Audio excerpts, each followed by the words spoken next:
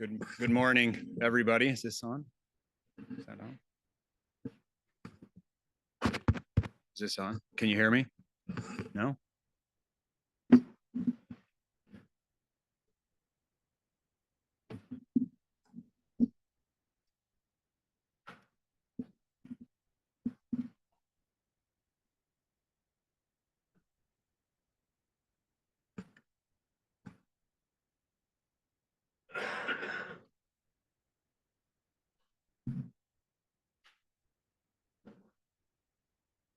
It's on now. Can you hear me? Yeah? Oh, all right. I'm seeing several thumbs up. So I think it's time to get started. As Chris Wells has just reminded me, if you don't start the trains on time, you won't end the trains on time. So welcome everybody this morning to our second day of the Personalized Medicine Coalition Conference. My name is Lincoln Nadald, and I'm the board chair for the PMC, and I'm excited for what we have lying ahead of us this morning. I would like to begin our day with some introductory comments. And first, I would just like to highlight the extraordinary team and staff at PMC for all that they accomplish. And specifically, I want to point out Cynthia Benz and David Davenport, who are here, and please get to know them. They manage public policy. Does anybody think that sounds easy? Daryl Pritchard, who oversees research and science, and he accomplishes more with a smaller team than anybody I have met. Chris Wells, who writes everything that you read about PMC, and then he edits it, and then writes it again and publishes it. And I don't know how he pulls it all off. Faswilla Sampson, who manages the team, including the finances and staff operations, is seemingly always behind the scenes and is the reason the trains run on time for the most part. Lindsay Stevens, who is secretary to the board, does everything. I don't know if you saw her dinging the bell and registering your tickets, and there's nothing she can't do. She is, in addition to that, courageous. Kayla, who's not here, is on maternity leave and manages all of our membership. So if you get a chance to see any of the team out in the hallways, please acknowledge and thank them for all that they accomplish. They are extraordinary.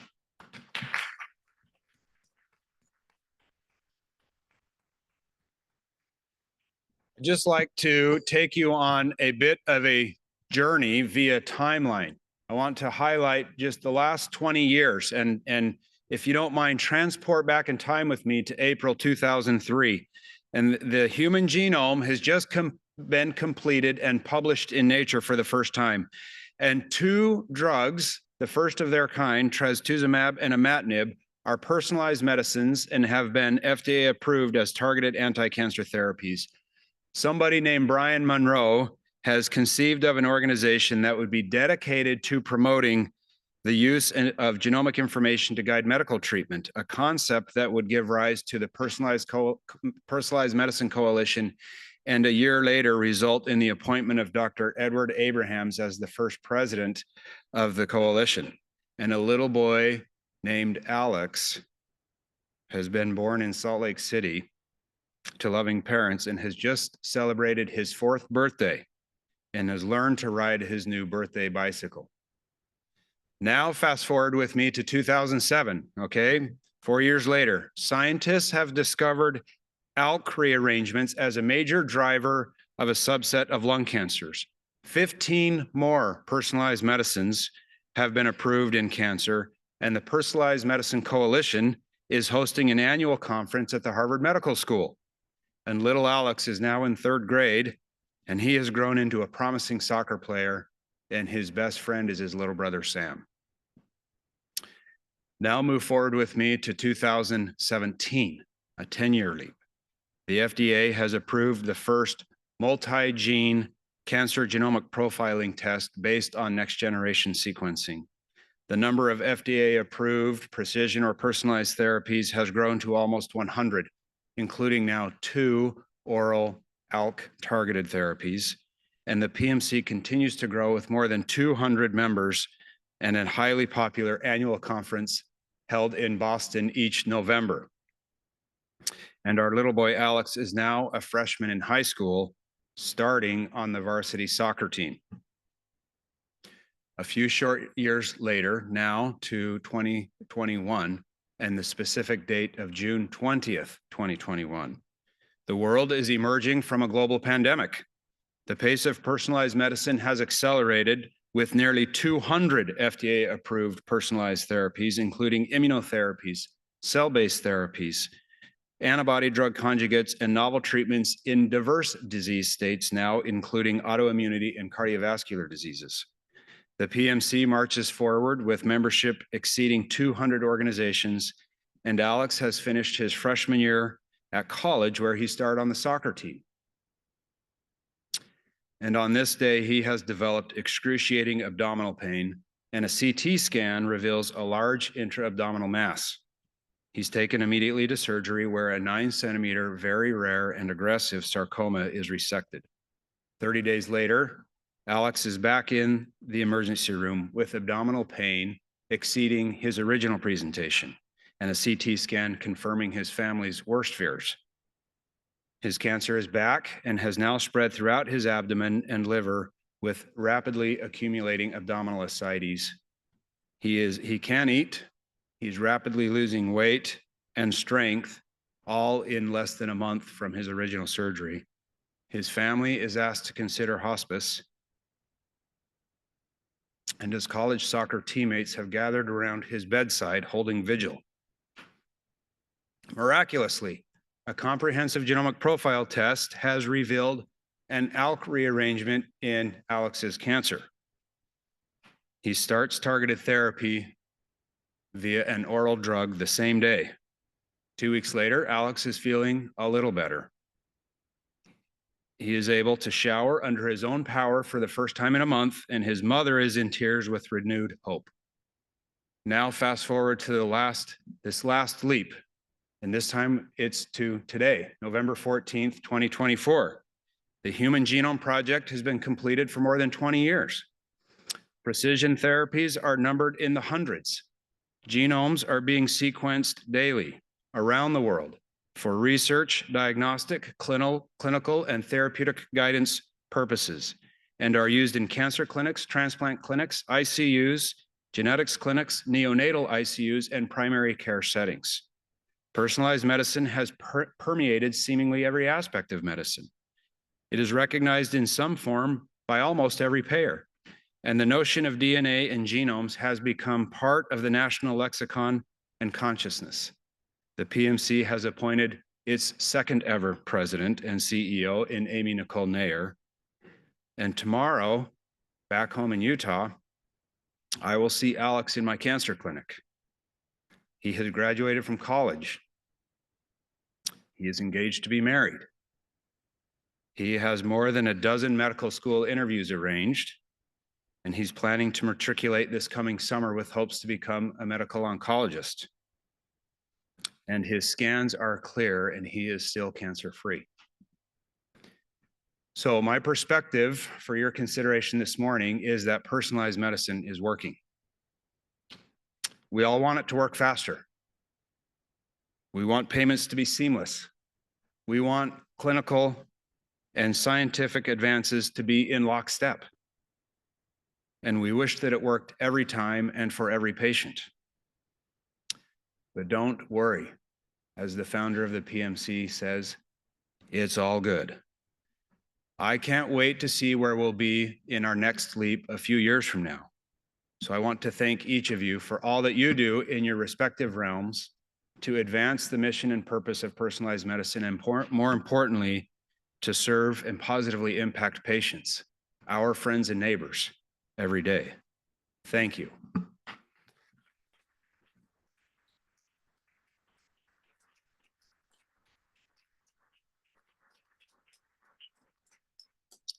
So with that, we're going to kick off the morning session, and I would like to introduce Cynthia Benz from the Personalized Medicine Coalition, who is Senior Vice President of Policy.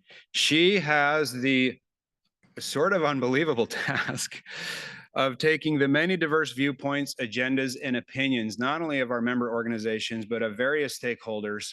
She sits in Washington, D.C., and takes those viewpoints and translates them to for policymakers. So if you want to dive into that world and be amazed, spend some time with Cynthia during the break and learn a little more about how she spends her days. So Cynthia, thank you for all that you do, and please welcome.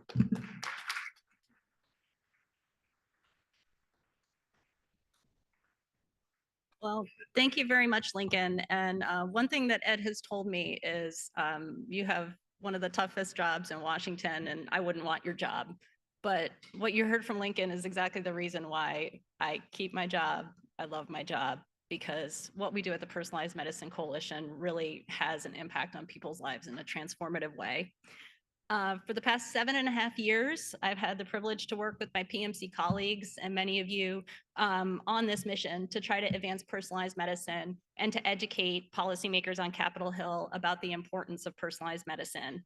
We're going to focus the next 30 minutes largely on the therapeutic landscape for personalized medicine and some of the related policy issues. But you heard most of the day yesterday about the advancements in diagnostics and AI that are really transforming the space.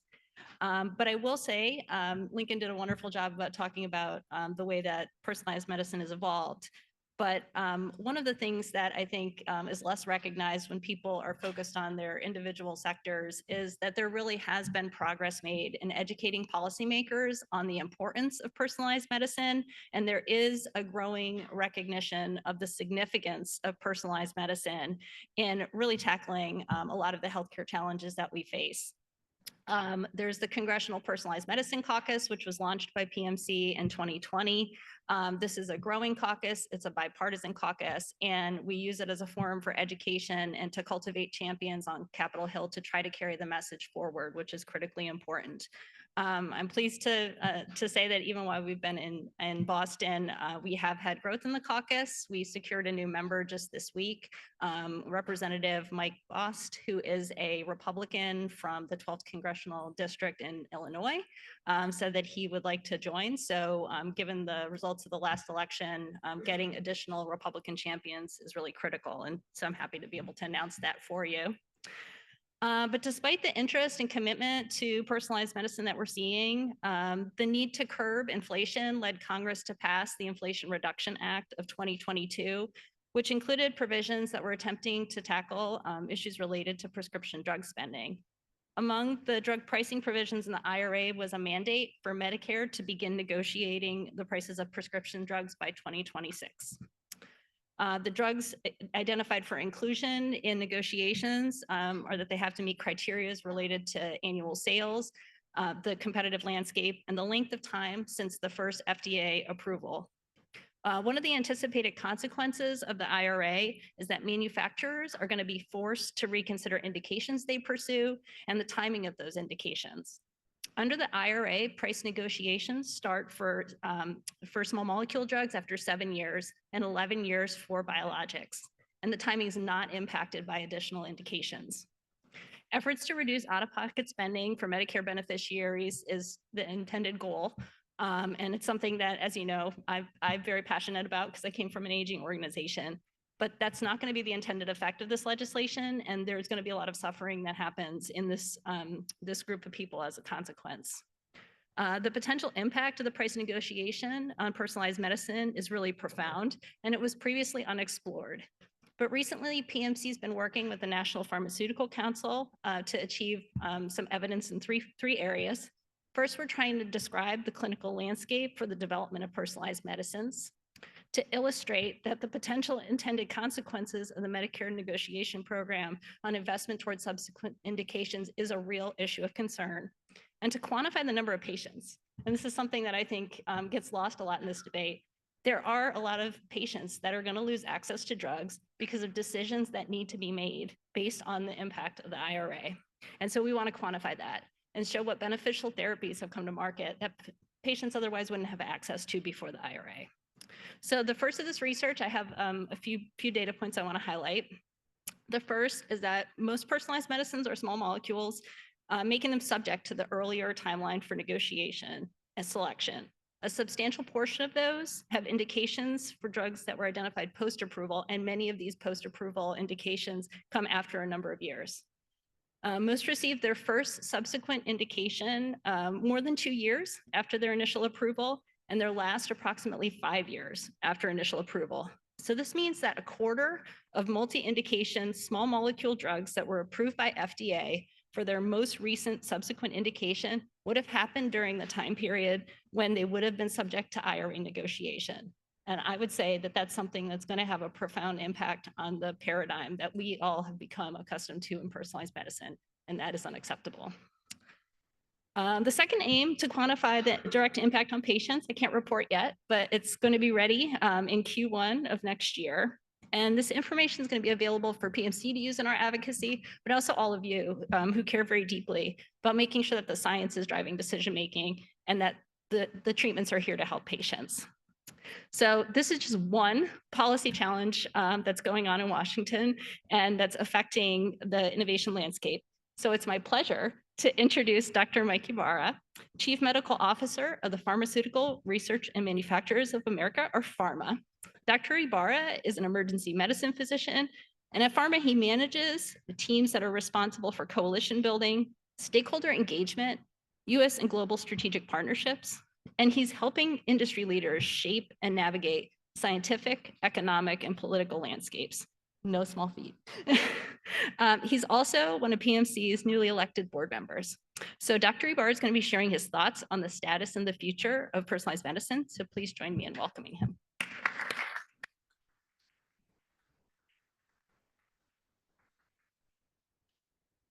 Thank you. Good morning, everyone.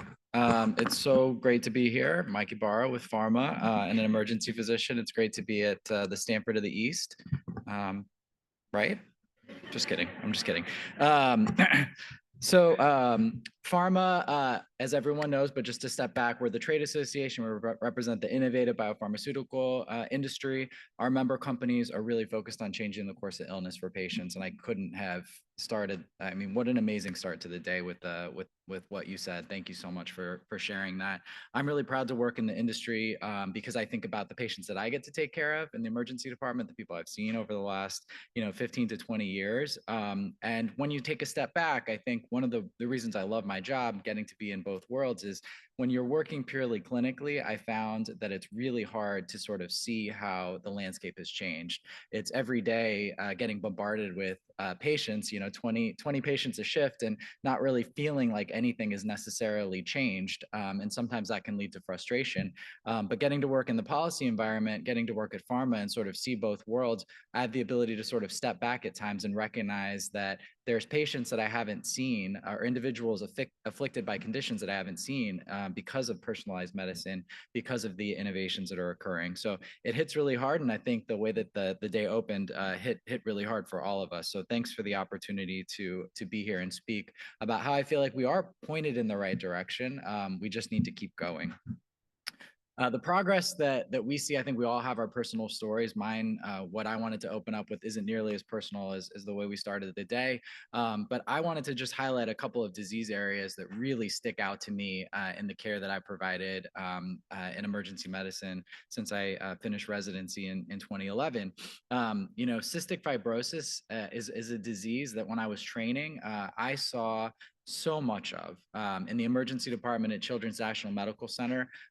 Every shift that I worked, I saw a young child that had a multi-drug resistant infection that needed nebulized antibiotics or systemic antibiotics with toxicity. And I actually had a friend in college, my junior year, the sorority sister of a really close friend who I'm still in touch with and lives in DC, who actually passed away junior year of college because of a multi-drug resistant infection as a result of cystic fibrosis being colonized by those bacteria and getting an infection. And I think about that, and I think about the children that I took care of at CNMC. And then this article popped up, and it kind of made me realize that I actually haven't taken care of somebody with a bad infection. Granted, I work much less now clinically than I did 10 years ago, but it's sort of that drop off that I didn't really recognize. And what this article said so poignantly was, what is it like to breathe when you haven't known that? Or what is it like to have a life when you were born and thought your life expectancy was going to be 20, 30 years old, or your parents expected your life expectancy to only be 20 or 30 years old? So this was actually, this was an article. I wasn't involved in the article at all. but it really jumped out to me and made me realize, wow, this is a disease that's completely changed. And being in the trenches of the emergency department, I may not have realized that if this hadn't sort of hit me in the face, that the disease has actually changed quite a bit. And of course, what Emily said yesterday was so poignant, and that there is still a tremendous amount of work that needs to be done for her because she's not yet able to have the treatment that has worked for so many with this disease. Another powerful example, if you read the news, you may have seen this series that was published in the New York Times. Sickle cell disease is another thing that really was just the cornerstone of emergency medicine training in Washington, D.C. If you're not aware, Washington, D.C. has one of the highest rates of sickle cell disease, actually of anywhere, certainly of the U.S., but it's very high even around the world. So I can say throughout training in my early years of being an emergency physician, seeing sickle cell disease in the emergency department, that is bread and butter emergency medicine, seeing acute pain crises. And what we would do for individuals is relatively limited. It's IV fluids, oxygen, pain medication, admit the patient to the hospital, discharge them home. And again, it didn't really hit me until I started reading some of these publications that we really have this community has really changed the landscape for individuals with sickle cell. We're not where we need to be. There's certainly more work that needs to be done, but the excitement around disease-modifying therapies and the potential for gene therapies to really change the course of this illness is really, really critical. And I can say, very objectively, that sickle cell disease is something we still see in the emergency department, but it's much, much less than it was even in my early training in the late 2000s or in 2008 to 2011 when I was in emergency medicine residency.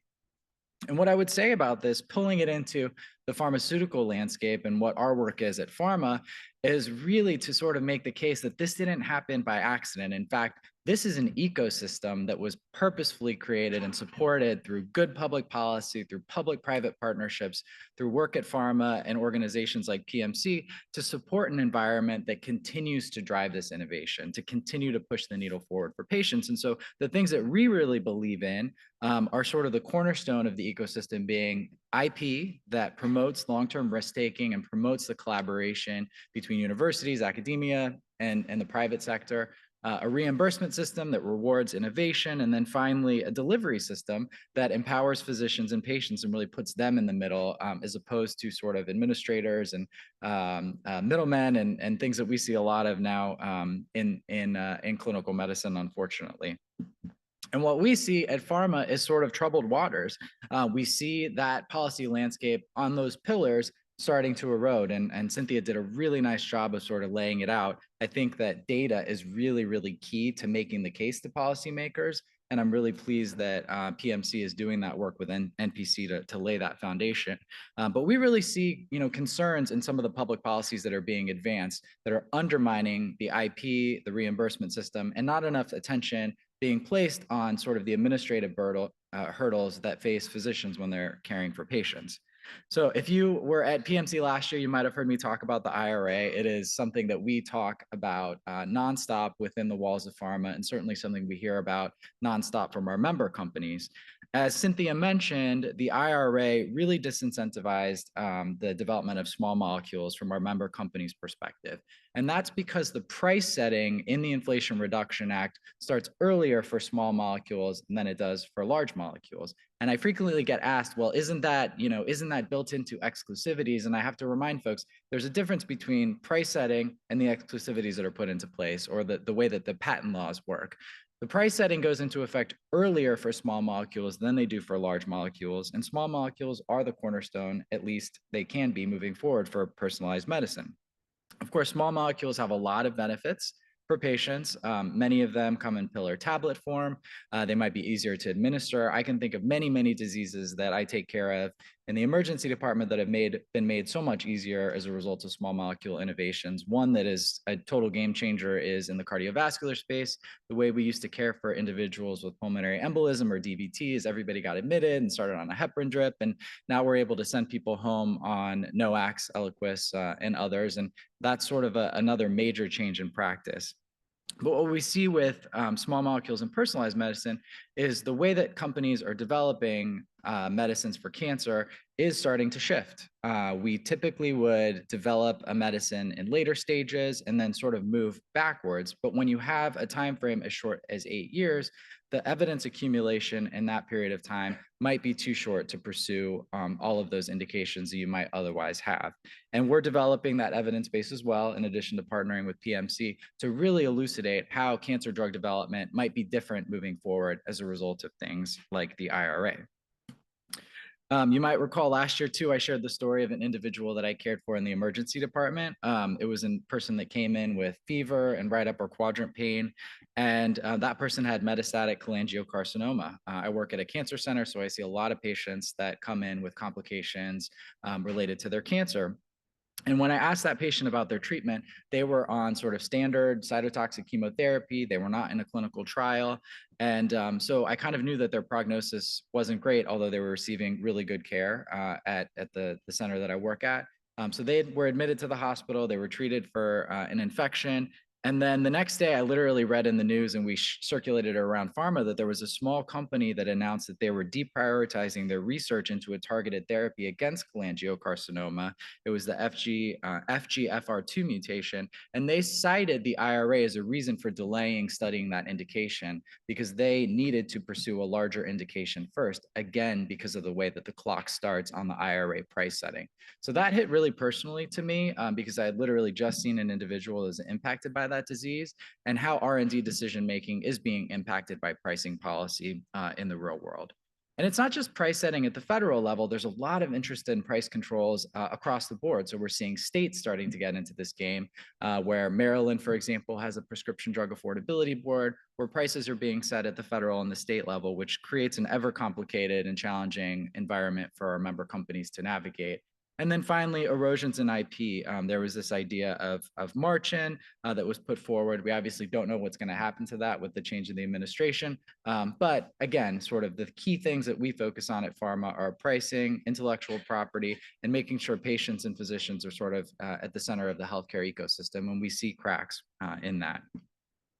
And so all this makes me sort of think about, when I'm taking care of a patient, what are the things that they're really focused on? And the number one thing that a patient asks me is, what am I going to pay out of pocket? And that's really the question that I'm least equipped to answer, unfortunately, even though it should be something that is readily available. And we should be able to tell in real time at prescribing what the out-of-pocket costs are going to be for patients. And we've done a lot of research to look into this. And the things that people really care about are the things that are focused on their healthcare experience. So out-of-pocket costs and what is and isn't covered by health insurance. That's the things that patients really care about. The cost of their health insurance premiums. People don't walk around talking about the list price of prescription drugs. They're most concerned about what their experience is going to be when they go to the pharmacy counter. And unfortunately, we know that we often make patients pay more for their prescription medicines for other aspects of healthcare. And I have a really personal experience that I can tell you. When my second child was born in 2014, I have two kids, they're 2 years apart. The 2-year-old was in daycare, so was constantly sick. We had our second child in 2014. And shortly after they were born, I received the hospital bill, and it was $16,000 or something along those lines. And I didn't have to pay any of it, which was great because it was covered by my insurance. I actually delivered at the place that I was working clinically. And if you do a module, then you don't even have to pay the $50 copay. So I paid nothing for that $16,000 bill. I don't really remember exactly how much the insurer paid. I think it was around 12 or 13,000 for that. So it was a great experience.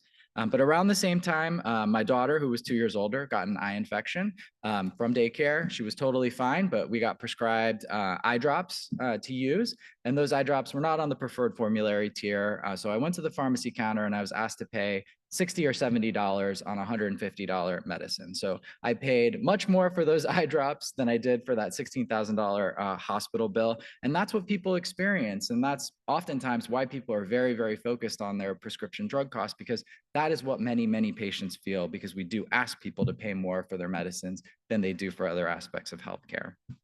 And it's not just the costs that I think people are concerned about. This gets to that third pillar of that patient-physician experience. I was just in Boston a couple of weeks ago. I live in DC, so I went home in between, but I did a panel with this woman, Christy, who was nice enough to come up from Pennsylvania. And the thing that really jumped out to me were the actual physical barriers that were put in place between her and her family's access to medicine. So her grandson has autoimmune hemolytic anemia. She was diagnosed in a Philadelphia Children's Hospital. I think it was CHOP actually, but she lives pretty far away in Pennsylvania, in Western Pennsylvania. So the child was airlifted from their local hospital, was cared for at CHOP, diagnosed, put on a therapy, but she lives, 3 or 4 hours away. And when she was put on the treatment, or when her grandson was given the treatment, she was told that she needed to drive to the PBM-owned specialty pharmacy that was 3 hours away in order to pick up that medicine. So her experience with medicine involved not just high out-of-pocket costs. That wasn't even the thing she was most concerned about. It was the fact that she had to drive 3 hours to pick up that medicine. And I have a car. I could drive. And she mentioned that she doesn't have a reliable form of transportation. Sometimes she has to rent a car in order to drive the 3 hours to pay the high out-of-pocket costs to drive back. So it's sort of shocking the number of barriers that are put up, again, between patients and getting access to the medicines that we need. So how do we fix this? You'll be surprised to know that we have some ideas. And this is me at Aspen Ideas Festival, which was the absolute most amazing experience, second only to this meeting in terms of academic rigor. So if you have it on your bingo card next year, I would definitely try to make it. It's a really great place to talk about big ideas for ways we can change the healthcare system. One big thing that we're focused on is PBMs. That patient's, Christy, the experience that she had was a result of the barriers that her PBM put in place to her and access to medicine for her grandson. Policymakers are looking at PBM reforms at the end of this fiscal year in the next 6 weeks. And so we're on the cusp of some potential significant activity. When people talk about drug costs, they often are unaware that 50 cents on every dollar spent on brand name medicine goes to somebody other than the manufacturer. And this data is actually old. You can see it's 2022. We're well over 50% now. It's somewhere in the 52 to 54%. So 50 cents on every dollar, let's just say it's 50%, goes to someone other than the manufacturer. And remember, manufacturers are the ones that are reinvesting their dollars into researching and developing new treatments. We, of course, get 150 to 200% of the blame, even though we retain about 50% of the profits on the sale of medicines.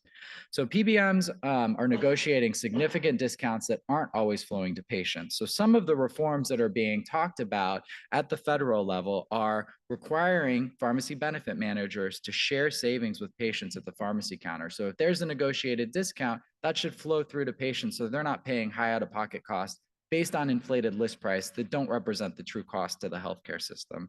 The second is to really try to get at some of the perverse incentives in the marketplace so that PBMs are being paid a flat fee for their services, as opposed to favoring medicines that might have a high list price and a really deep discount, because right now they retain a percentage of that. And so if you move to a flat fee model, you might see better incentives in the healthcare system.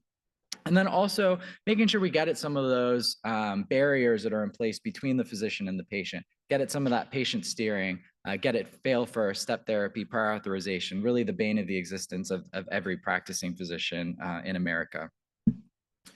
The second that I spent a lot of time thinking about that may be on your radar, may not, but should be moving forward is the 340B drug pricing program. 340B is the second largest federal drug pricing program in the US.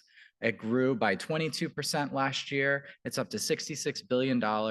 And yet the program is really sort of failing to provide that low-cost medicines to patients that we really think it should be.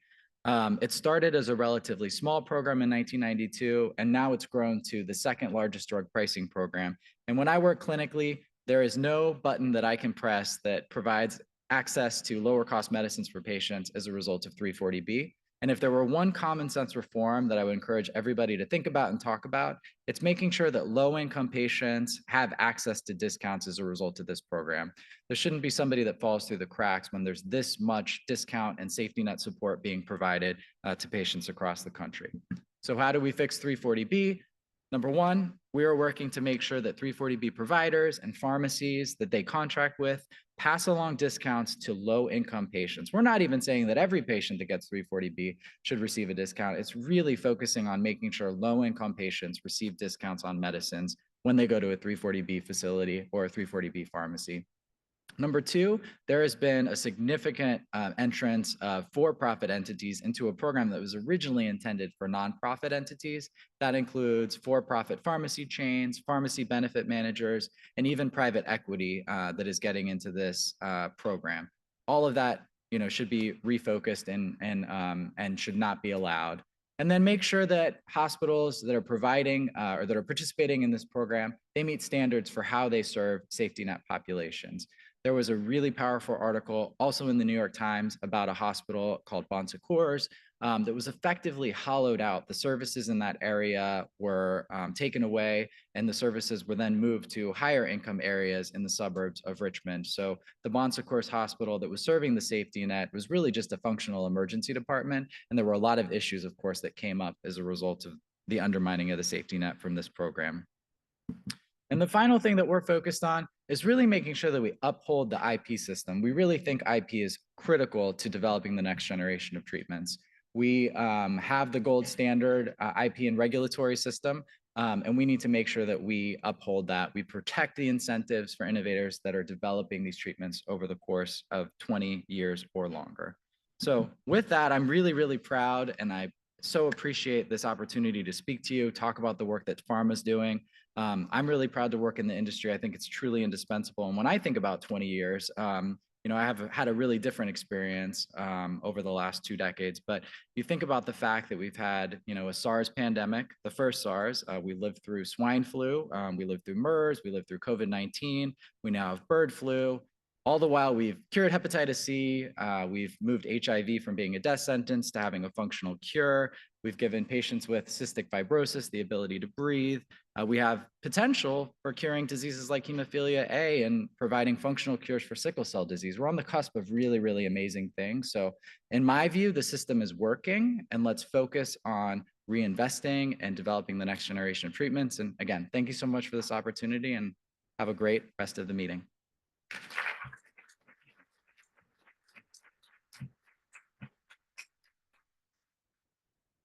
I actually think we have 2 minutes for questions.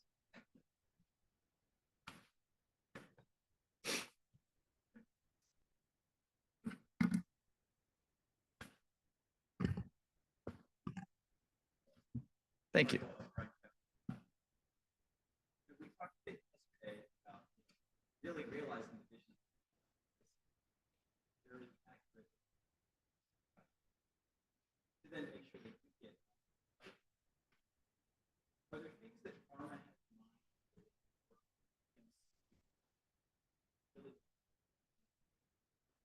Really realize. Yeah, absolutely. I mean, I know, you would know better than I that our member companies are very, very focused on that, because you have to have the right diagnostic test in order to get the patient on the right therapy.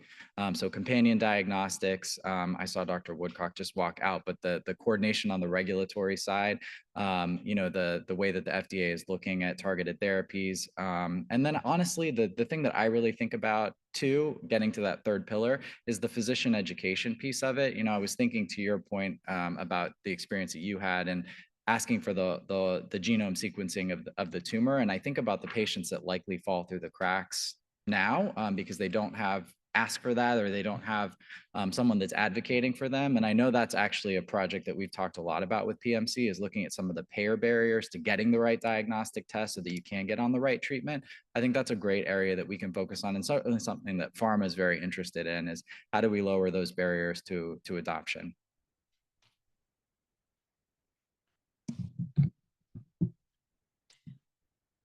With your power, can you in pharma look at psychotropic medications, which psychiatry doesn't have an accurate diagnostic system? And my son's recent death, after 45 years as a disabled psychiatric patient, went through the vicious cycles of all the trials of the present day neuroleptics. And he died of the side effects of clozapine and smoking, which is a CYP450 enzyme inhibitor, of at least first generation psychotropics. So there's money in the psychiatric population. They are a cash cow for the community system of psychiatry because they are incapacitated persons. And if pharma can, there is one new drug Yeah, I in was just gonna mention that. Greza, Yep. and I, like that Pennsylvania lady, had to fight with 2 insurance companies to make sure that he received that, but it didn't come from the inpatient to the outpatient, and he ran out of it. Yeah. And you know, those cycles in community psychiatry and now that we are learning from genomics that the genes fall in an area on the whatever together, and now we have a new diagnosis called autism spectrum disorders. And so if you're looking for investments, make some drugs for this entire cohort of people. And can you do it? That's my question. Yeah, I think that's a great question. Thank you for that. And I'm sorry for your loss. I was going to mention the same thing. There was a recent advance from one of our member companies, first drug in decades for schizophrenia, which is really promising. I think 2 points I'd make since I'm over time. Number one, you know, the thing that excited me most when I read that is that what you just said was the disability that the psychiatric community faces. You know, we don't have to have a society like that if we invest in innovation for psychiatric medicines, get people on them sooner so that they're treated in their late teens and early 20s, and they don't cycle through less effective medicines that lead them to be on Medicaid and disability. So that was my great hope when I read that. The second is small molecule innovation is really, really needed for psychiatric medicines. Those are going to cross the blood-brain barrier. Those are the things that the IRA, quite frankly, disincentivizes. And so that was really disappointing, and one of the reasons that we are very focused on fixing that and getting a pill penalty fix. That puts the incentives back in place to developing small molecules for cancer, for personalized medicine, and also for psychiatry. So thank you. Yeah. Please join me in thanking.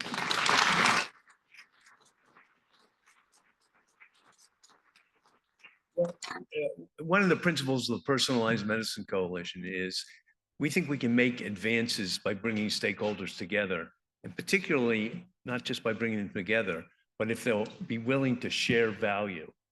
Keep that idea in mind when we hear the next panel.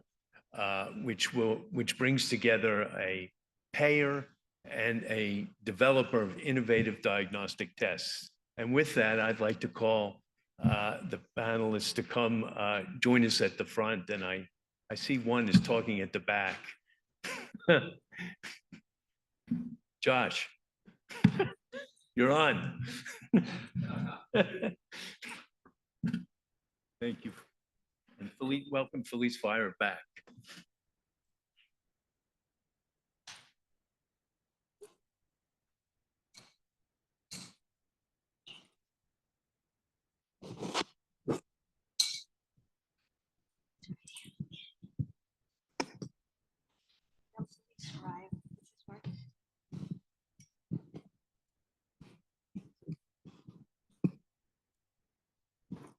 Hello? Oh. Is mine work? Yep. Mine's working now? Okay, we'll share. Is there another one over there? All right, hi, I'm Felice Fryer. I'm a healthcare journalist, and I'm pleased to introduce Josh Offlin, president of Grail, and I'm sorry, I have to do this. I don't want to get it wrong. Katie Wallace is vice president of Point 32 Health, one of the biggest health insurance companies here in the Boston area. Yesterday, we talked about in a kind of a broader sense of where things are going with early detection in cancer. And today we have an opportunity to look at a real life application of some of one of the greatest innovations, which is these blood tests. And Josh, I wonder if you could kick it off by first explain what this test is, and two, what were the primary endpoints of this experiment that you did? Great. Well, great to be here. Thank you. Hi, everybody.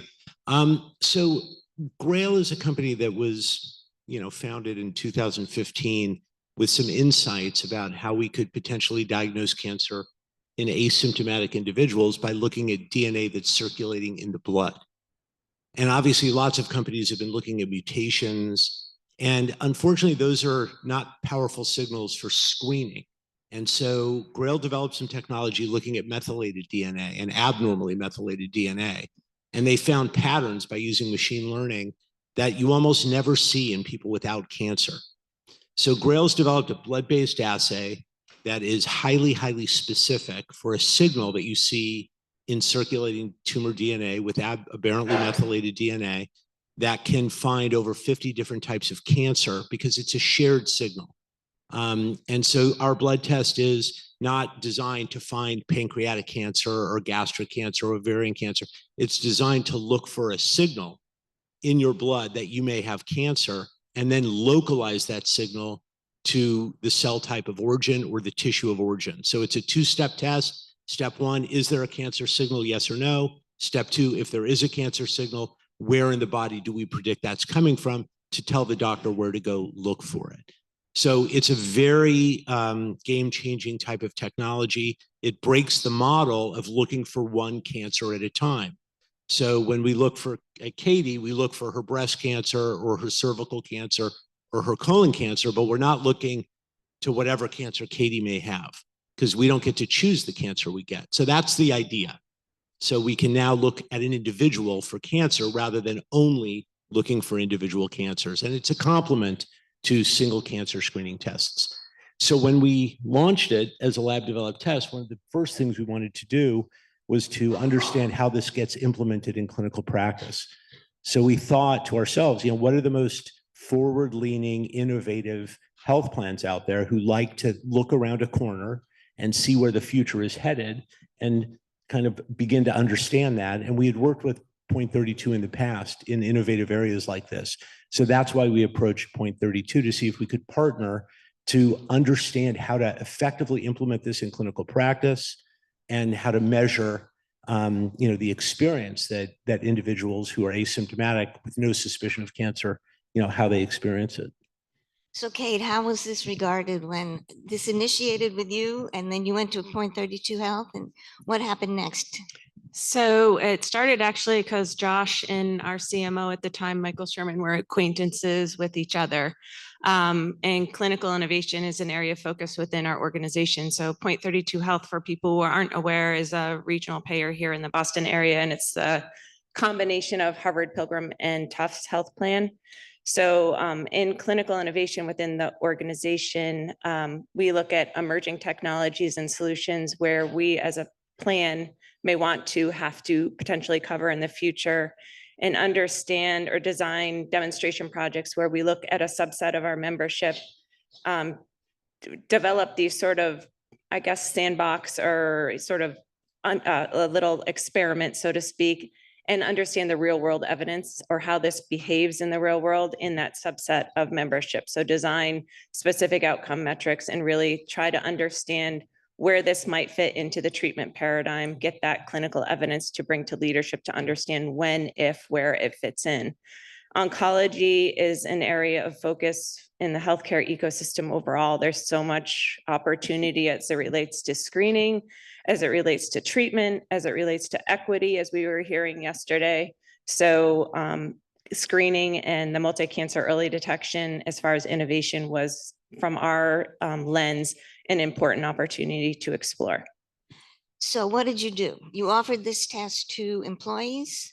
How many employees? How was it rolled out? So it was a multi-phase demonstration project. So we started with our colleagues, our employees, as the first phase of the pilot. And we did that mainly to sort of understand how operationally it would work. So what's the workflow between ordering the test and getting the results? How does a member or patient experience taking the test, waiting for the results, getting results, and what's that follow-up? So that was the beginning phase. And then we had two other phases. One was with our exchange population, so individuals that buy or purchase insurance on the exchange, And typically they're HMO plans, so they are tied to a PCP, which was important to us as we're thinking about navigating this type of testing. You're potentially getting, a life-changing potential result. We wanted to ensure that connectivity back to the primary care physician or physician. And we had that as our second phase. We also included a telehealth model, which was another component we wanted to better understand how that could work as far as ordering and understanding, making sure people met the criteria for the testing, doing pre and post consultation with those members, and did some on-site blood draw events. And then the last piece was with MGB, we did a pilot with them where our members that have MGB or Mass General Brigham PCPs could qualify for the test based upon eligibility criteria. And they worked with the Early Detection Cancer Center within MGB. So that was another portion of that we wanted to better understand, and was alluded to yesterday in the panel as well, is the experience of these physicians in these high-risk clinics is kind of a sweet spot, definitely ripe for this kind of testing. So we wanted to understand all of those areas. And interestingly, just to add to that, this technology, when we began this a few years ago, was so novel and so different. There was a lot of anxiety in the healthcare system about what are we going to do with these positive results? Right. How are these people going to get worked up? And we knew from our clinical trials that it actually wasn't very complicated, that most doctors, when they say, there's a cancer signal, it's likely in your stomach, doctors kind of know what to go do, or it's in your ovary. They kind of know what to go do. So we had to demonstrate that, like in the real world, that wasn't going to be an enormous source of challenge for the healthcare system. And in fact, we've shown now through our studies that people reach diagnostic resolution very quickly, even though there are false positives and there are false negatives, which there always will be when you screen for uncommon conditions. So how quickly? Well, in our studies, it brings a real important point. Most of the diagnostic resolutions for people who had positive results occurred within 3 months, which is fast. And that even happened during COVID, when endoscopy suites and mammogram centers were closed. So we were very pleased with that. In the real world, we see somewhere between 3 and 6 months, typically, that the cases get resolved, and people are either found to have cancer or they're found to have been a false positive. And then I think what's really important for everybody to know, when it gets to the first question you asked, how are we going to measure success, is that, this is population scale screening. So everything we know about the population comes from the SEER database in the United States. So what is the cancer distribution in the population? How much of which type of cancer exists? Some cancers shed a lot of DNA into the blood. Other more indolent cancers do not. And so there's a distribution of cancer in the population. And whenever you sample the population, like we did here, which is a very small sample, you could have a very different age distribution, gender distribution, cancer distribution in that population. So you have to try to estimate with some pretty wide confidence intervals what you might expect to find after adjusting for age and sex in a population that's very small when you're sampling from the entire US population. And so we were looking at things like, what is the signal detection rate? Is it consistent with what we've seen in our trials, which are obviously, orders of magnitude larger than what a experience like this would be in several thousand people? What is the predicted cancer distribution? What's the age and gender distribution? And we can make adjustments, and we can say, based on this, we predict that our signal detection rate will be between 0.5% and 1%, let's say, or between 0.75% and 1.2%. And we predict the positive predictive value will be between 30 and 50%. I'm making these numbers up because we don't know the results yet, but we can predict what we think those performance metrics would be. And we think for multi-cancer early detection, the most important kind of performance metrics are going to be, the positive predictive value. Really, among those who have a positive result, what's the likelihood they actually have cancer? Because for single cancer screening, those numbers are in the low single digits. Okay, most people don't know that. But when you have a mammogram where you look for a low dose CT in the lungs and you have a positive finding, the likelihood you have cancer is about 5 or 6%. So with our technology, multi-cancer early detection, if you have a positive result, the likelihood you have cancer is somewhere between 40 and 50%. So an order of magnitude higher, which is why it's a prescription only, physician ordered test. You're not telling someone they're at risk of getting cancer. You're telling them that they likely are sitting there with cancer right now. So it's serious business. Are there gradations of positive? You mentioned about different amounts of DNA. Are you able to say, you likely have cancer and it's really bad, or It's a great question. We do not, based on our technology today, we know that aggressive and invasive cancers tend to shed a lot of DNA into the blood. The slow growing, more indolent cancers don't. So when you look at our sensitivity, our detection rates, we don't have great sensitivity for encapsulated slow growing prostate cancer, for example. And that's a good thing because there's a concern that we're overdiagnosing those types of cancers and overtreating them. But when we find a positive signal, it's usually because these cancers are invasive and aggressive, even in their earlier stages. And in our trial that we did in the United States that's been published called Pathfinder of 6,600 adults, asymptomatic, about half the cancers we found were in stages 1 and 2. So these are curable, solid cancers in people who had no idea they had cancer. But you weren't able to actually stage it from the blood test, right? Correct. That does not. So our test does not diagnose cancer. Okay. Our test diagnoses a signal in their blood suggesting they have cancer. And then you have to go find the cancer. And then if you find the cancer, you stage the cancer. And the challenge we have is that there's this belief that imaging is kind of perfect. And what we're learning now is that we're not chasing shadows. We're actually seeing a biological signal directly from cancer as a biomarker in your blood. And oftentimes we're seeing imaging might not find the cancer there, right? Because imaging is imperfect. So we've seen MRI miss cholangiocarcinoma in the gallbladder. We've seen it miss pancreatic cancer. We've seen endoscopy miss gastric cancer that was subsequently found with ultrasound. So, we're learning a lot about some of our preconceived notions. The other thing we're learning through this technology is that the natural history of cancer is different than what we always thought through imaging. In other words, aggressive cancers are progressing through stages much faster than you would know based on imaging and staging, because our staging is pretty crude. It's often based on imaging. Okay, so let's talk about the real world application. What were the criteria for participating in this? So eligibility criteria was aligned with their clinical studies in that we looked people 50 and older we had multiple risk factors as the inclusion criteria.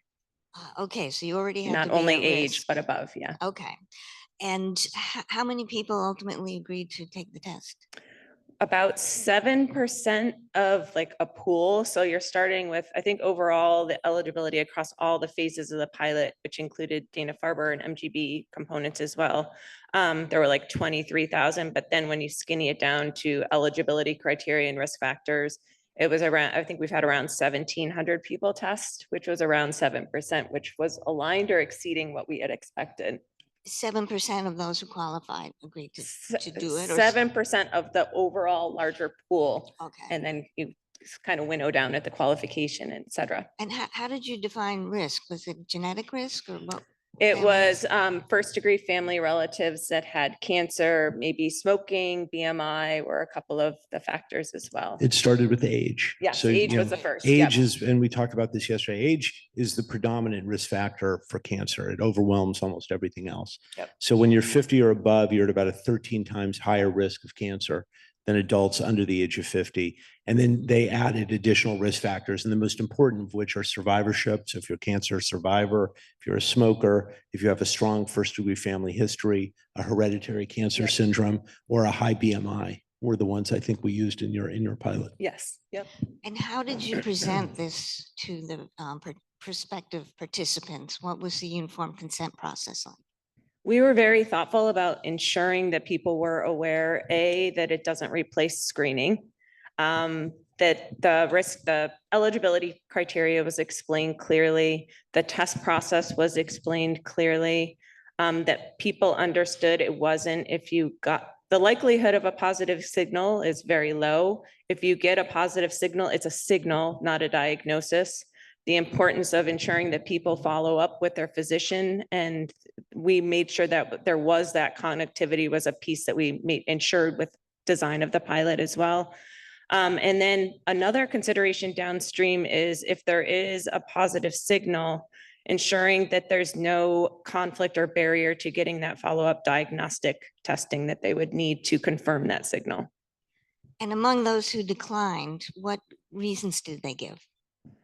I don't know that we have that information. I can say that, you know, when you're talking about this type of testing, there's anxiety. There's anxiety when you go for your mammogram or your colonoscopy. It's information that you should know, but you maybe don't want to know. So I think it's the overall anxiety just related to a potential diagnosis in this space. And it's really important, just emphasizing, this point. We've learned a lot about perceptions and satisfaction and anxiety around cancer screening through our studies.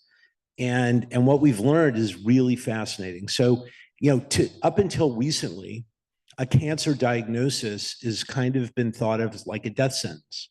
Because remember, 80% of cancer deaths in this country are from cancers we are not screening for, okay? Which means we're mostly diagnosing them in late stages due to symptoms. That's too late. Okay, so why is cancer the #1 killer of men and women worldwide now? It's overtaking cardiovascular disease because we're finding most cancer too late. A lot of people in the United States think, well, wait a minute, we have this incredible screening program. We screen for 5 cancers in men and women, 3 for women, 2 for men, 1 for heavy smokers. That's not going to do the trick. Those are only finding about 14% of the cancers. That's it. 80% of the deaths are coming from cancers other than those. So when I got my colonoscopy, I was pretty proud of myself. And I thought, hey, I'm going after my colon cancer. What I forgot to remind myself of was that I was 10 times more likely that day to be diagnosed with some other cancer other than colon cancer. So, we've kind of seduced ourselves into that everything is okay. There's actually nothing acceptable about the status quo today. Nothing. 80% of the deaths are from cancers we are not looking for. And what that means is that people's mindset is, I don't want to know if I have cancer. So that's what we have to change today, because of tests like Gallery, because of this technology that can get a shared cancer signal by 50 or more different cancers. We can now begin to find cancers early in asymptomatic people. So it's not a death sentence. So that mind shift has to happen before we can get people to say, hey, let's go do these types of novel things. So just to clarify, this test tests for all cancers, or? It tests for what the biomarker we're looking for, okay, is a aberrantly methylated fragment of DNA that looks a certain way, okay? And that is common to most cancers. So if cancers are shedding DNA into the blood because they're turning over rapidly, they're invasive, they're aggressive, we're likely to find it. So it could be, we've documented well over 50 types of cancers. We are still in the real world. We've done over 250,000 tests now commercially. And we are finding cancers we've never trained our machine learning algorithm on, that we've never seen before, because it's that same signal. It's a shared signal. So Kate, I understand that you took the test. I did. So please tell us your thought process in deciding to take it and what happened. So I experienced the anxiety that we were just talking about. I have a lot of family history around cancer. Actually, my mom was diagnosed with late stage lung cancer as a never smoker when she was 60 years old. Just speaks back actually to the panel yesterday when we were talking about the low screening rates for lung cancer. We're seeing it in younger people that don't even have the risk factors of smoking, but for those that do qualify, the stigma associated with even identifying yourself as at risk and the challenges with access for some of those types of tests. And when we know I'm going off on a tangent, but even yesterday, the breast cancer, the prevalence across Black and white women is the same, when the disparities in mortality are 40% higher for Black women because of a multitude of factors, including inequities in access and treatment. We need to do better in cancer care. So I think although this type of testing does not replace screening as it exists today, it offers such promise in areas where we even have testing today where there's so much opportunity in this space. So for me, I felt like it empowered me with knowledge around my own status as it exists today with the best knowledge that I can, or the best testing that I can outside of my normal screenings, to feel confident that with what we have in place right now, I don't have cancer. So for me, it was peace of mind, honestly. I think we'll say that the 2 weeks, it's usually about 5 to 10 business days that you wait for the results. I almost felt like when I was applying for college and I'm waiting to see if I get the fat envelope or the skinny envelope back in the day when you got mail that said you got in college, was waiting to get that answer back, whether it was positive or negative. Definitely anxiety provoking, but definitely provided me at least with peace of mind. And it's a really important point that, you know, if you get a negative Gallery test, the education that we provide is do not stop getting your standard of care single cancer screening. No test is perfect, right? The negative predictive value is high, but it's not 100%. And so you should feel reassured, but not perfectly reassured. Right. And the other thing we have to remember is that this is a complement, not a replacement for your single cancer screening tests. But let me remind you that the deadliest breast cancers are interval breast cancers found in between mammograms, again, which makes the point that aggressive invasive cancers are moving quickly. Okay. Interval breast cancers are deadly, and we are finding those. We're not replacing mammograms, but Gallery is finding interval breast cancers, interval colon cancers in between, you know, their every 3-year stool-based test or their every 10-year colonoscopy. We are finding those. And so again, as a complement, we can improve the cancer detection rate by 3 times in this country by adding Gallery to standard of care screening, and only add a tiny fraction to the false positive rate because our specificity is so high. The false positive rate for Gallery is 0.5%. That compares to 11 to 12% for any single cancer screening test.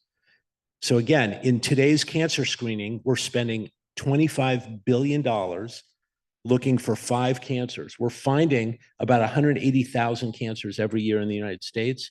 But to find those, we generate over 8 million false positives. That is a signal to noise ratio that is not good.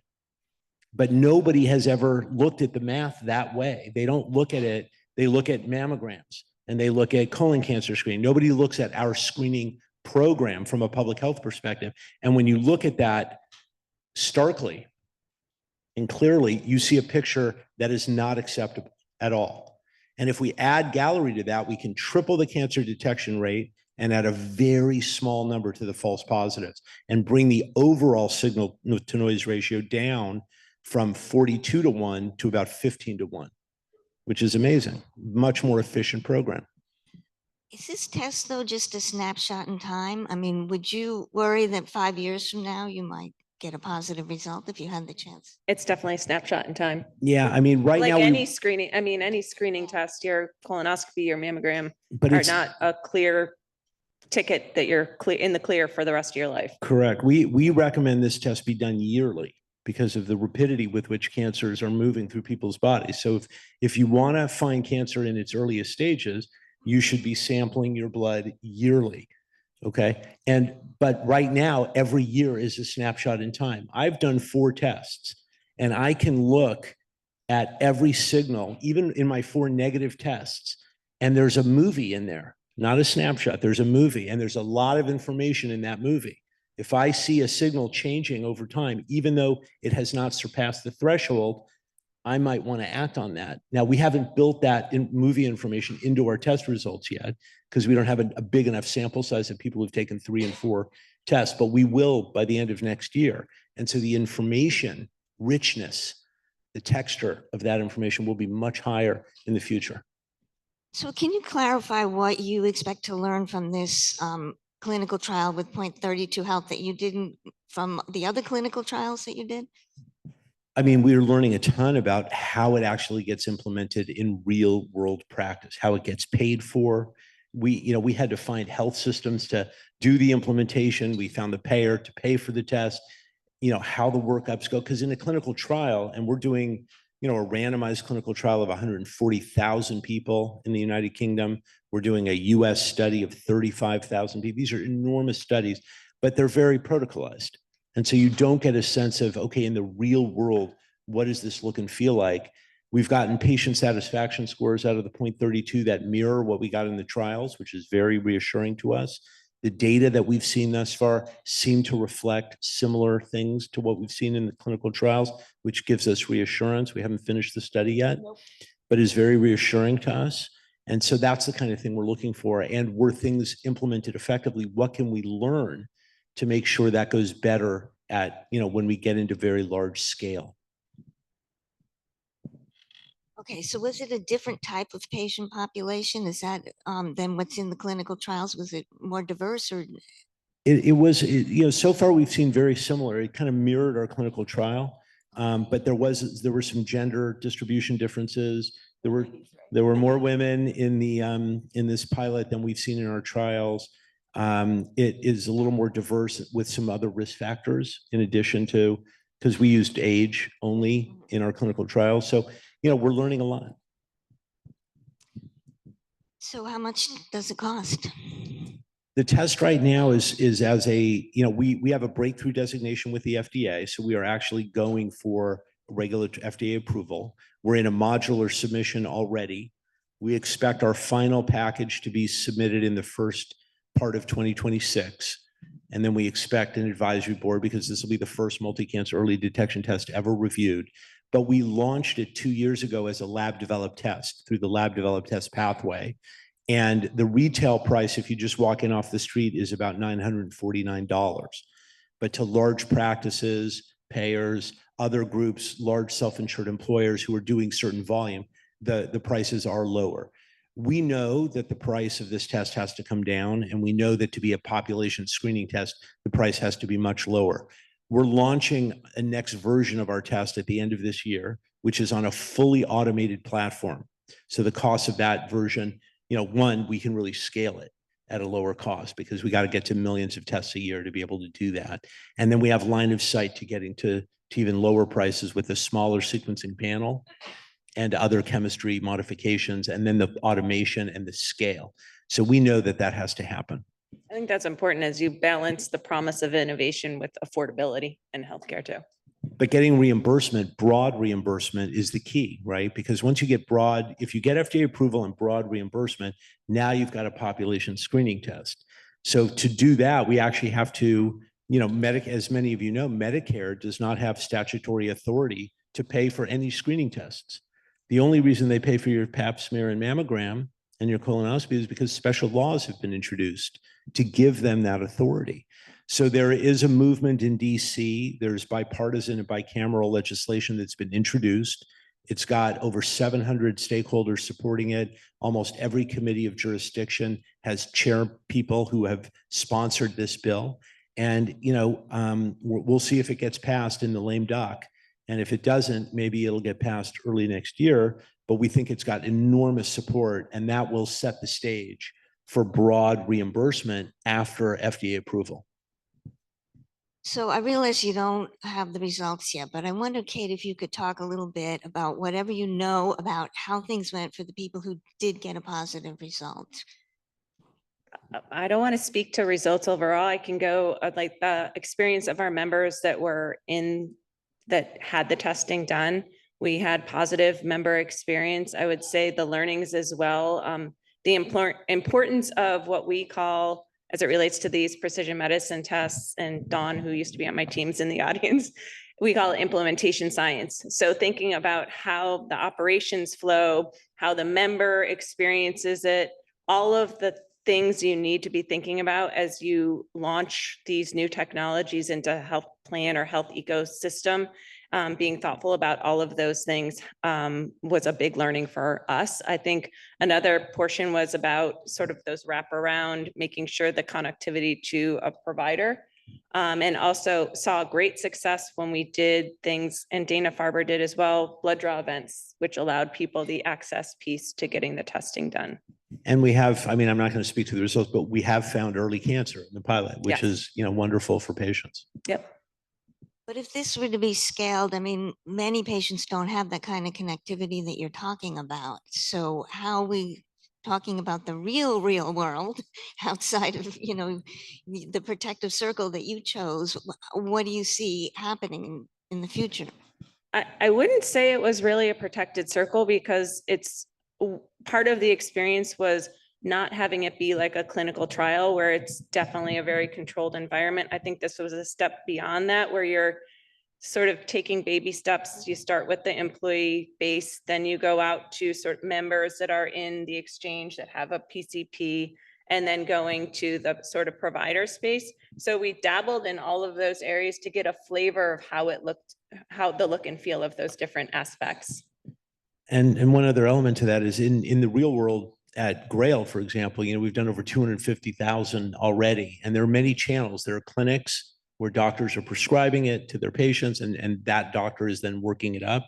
There's a telemedicine channel. So to Kate's point, we had to be very vigilant about how we implemented telemedicine, because if someone comes in through telemedicine and gets a positive result, we have got to get them connected to their doctor. That's not the telemedicine doctor, or if they don't have one, how are we going to find them one? Because they're going to need one rapidly. So we've worked through a lot of that, and that's likely how it's going to work in the future. And that was a big piece too, was the partnership that we had and the ability to provide feedback both ways and iterate the approach and operations and processes in flight of the project. So when you say we, are you talking about Grail, that you would take responsibility to make sure that patients who take this test have access to follow up? Well, we work with two very specific telemedicine provider organizations that are independent physicians. And part of their protocol that they've agreed to is, and we wouldn't do it with them if they wouldn't agree to this, was that for those who have a positive result, they have several steps to get them connected back to their doctor. And if they don't have a doctor, how do we refer them to one in their geography? Right, and that was in the clinical trials. I'm just wondering how, if this is rolled out more broadly. That's who's happening gonna in the be no, that's happening in the real world, It not the is- it clinical is, trials. okay. Telemedicine was not available in the clinical trials. Okay. Yeah, so that's Okay. only happening in the real world, and that's happening outside of our experience as well. Telemedicine, as you know, is making a big move in healthcare now. So a huge kudos to what Kate and her team are doing, because implementation science is critical for understanding how new technology can be, appropriately utilized in the population. And especially at population scale, where there's a lot of anxiety about introducing technology. So there are very few payers who can look around corners that way, who have invested in implementation science, and who can help us understand as a healthcare system how to bring technology safely and effectively into actual clinical care. So we really appreciate organizations like that and their willingness to partner with innovative companies. So Kate, can you explain a little more about that? What is the benefit to Point 32 Health? And I assume you had to pay for some of this, right? Yep. What did it cost, and why was the insurance company willing to do that? I'm not going to get into cost, but I will share, yes, we did pay for it. For us, like I said, it allowed us to get that real world evidence around this innovative testing to understand, do we see consistent results with the evidence that's been in the clinical trials? Like I said, how does it look and feel for our members to experience this? How does it look and feel for providers within our network to experience this testing?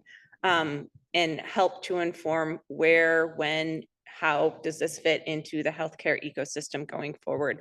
Knowing that oncology, like I said in the beginning, is a huge area of opportunity in the healthcare overall.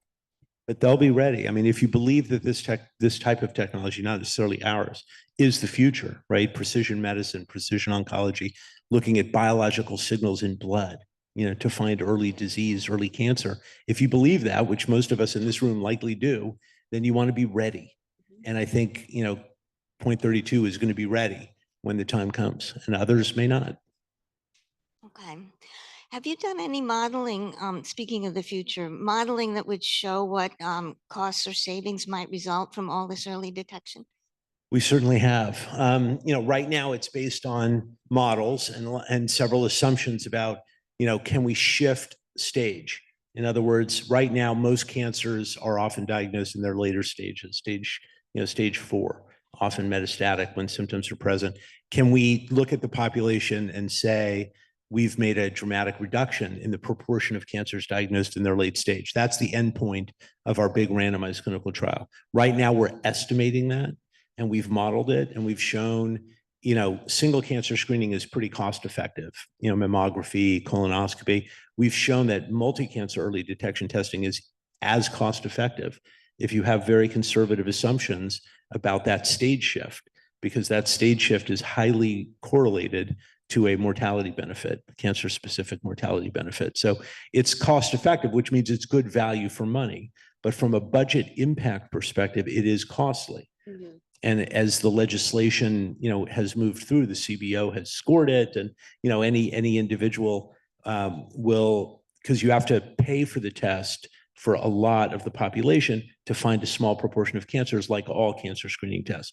The number needed to screen is much lower for a multi-cancer early detection test than a single cancer test, you might imagine, right? The number needed to screen is dramatically lower, which makes it less costly. The cost of treating early cancer is about 5 to 10 times less than the cost of treating late stage cancer. And obviously the quality of life benefits and the life extension benefits have economic consequences. So we have a line of sight to where it could be budget neutral for a payer once you include all the cost offsets, but that would be at lower prices than where we are today. But we think by the time it gets reimbursed, that's the world we're going to be living in, and we could see a very important value proposition. So when do you think we'll be living in that world? Oh, if I had to predict, probably in about 3 or 4 years is my hope. 3 or 4 years? Oh, yeah. Because yesterday I asked people what they expected to see in 5 years, and the answer was not much. Well, but I think you've got to remove yourself from, I think, unfortunately, we live in a world that has a very heavy status quo bias, right? We don't want things to change. In fact, there are many parties in the academic and other institutions who think, more healthcare is worse healthcare. We should be doing less, not more.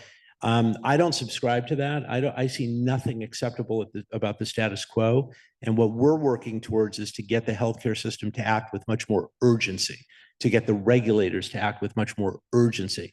Cancer is about to become the #1 killer of men and women worldwide. And there is nothing okay about what's happening right now in cancer screening. So we have to act with urgency. And if we can, I believe the world could look very different in 3 or 4 years. We have a minute or two if there are any questions. This is a great discussion. I'm James Lillard, professor and one of the research deans at Morehouse School of Medicine, historically Black medical school in Atlanta, that serves underrepresented populations, urban, rural Georgia. And just for all of you, what are some things we can do together to reduce some of those barriers to access, the cost barriers, and even better disseminate the availability of this test to communities we serve at Morehouse School of Medicine? Maybe I'll take a step first. I mean, there's several things we're doing. First, in our clinical trials, we have a goal and target for underserved populations, diverse populations in our trials that almost never exist in anything related to cancer. And our trials, both in the UK and the US, you'll see when we read them out, are highly, highly diverse. So we've made a concerted effort to get into those communities. So that's one thing we're doing. From a market access perspective and getting access to these communities, we have got to get Medicare reimbursement and Medicaid reimbursement, and we have got to get broad commercial reimbursement.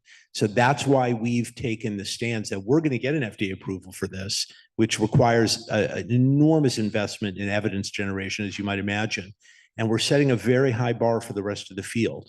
And so we think that FDA approval will be the key to unlocking that broad reimbursement. Once it's a reimbursed test, Then it's about education. It's getting into those communities. So we have pilot programs with Ochsner in Louisiana, for example, which has one of the highest cancer death rates because of lack of access, lack of education. So we're looking at implementation science there as well. How do we get into those communities? We're working with the Whitman Walker health system in Washington, D.C. for underserved communities to figure out how do we implement something like that in those communities so that we're ready. And those are things we can do. The thing we can't control is what you said, for example, about Black women and breast cancer. They tend to get triple negative breast cancers much more than white women, which are much more aggressive and deadly. And what we can do about that is screen them more effectively so that we find them at early stages. We have a question over here. This sounds like an excellent example of a partnership between a diagnostic manufacturer and a payer. But we know with all partnerships, incentives aren't always completely aligned. So I wonder if you can speak to some of the challenges that you faced and how you overcame them as you developed this partnership.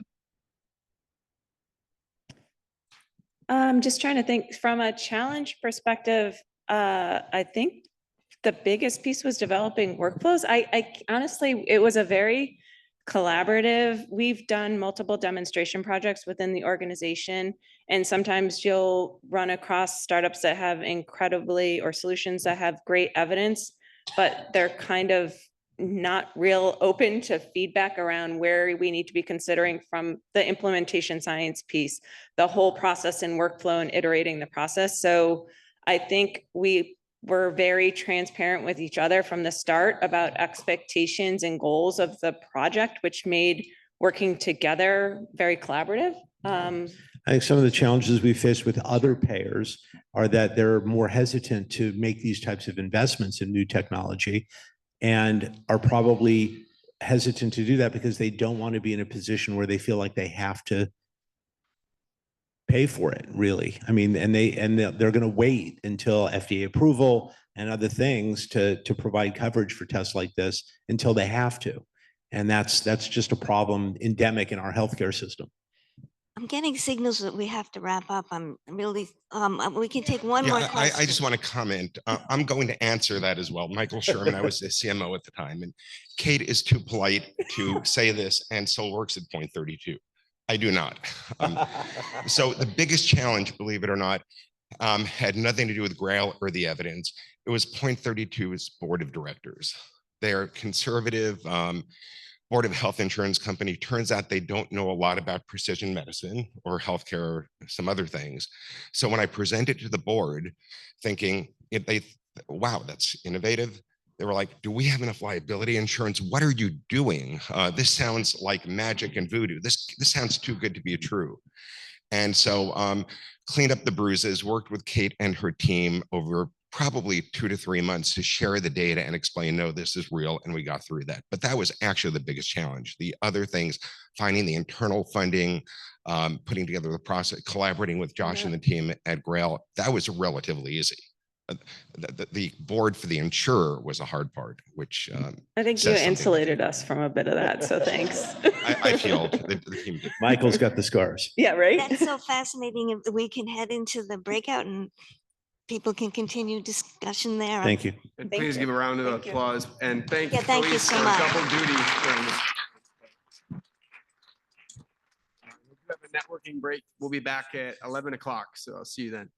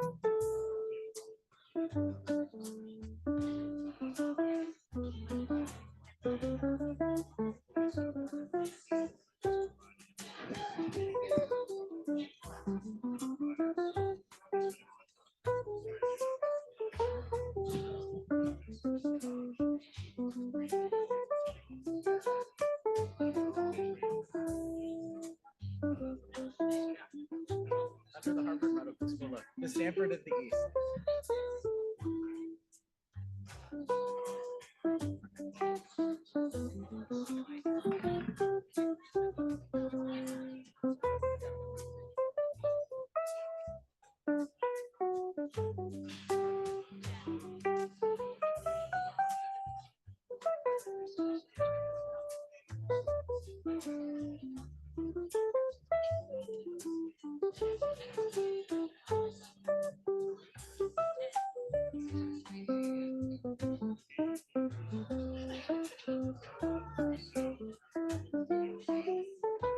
Testing 1, 2, 3. C. Testing 1, 2, 3. Check, check. Yeah. Check 1. Check 1.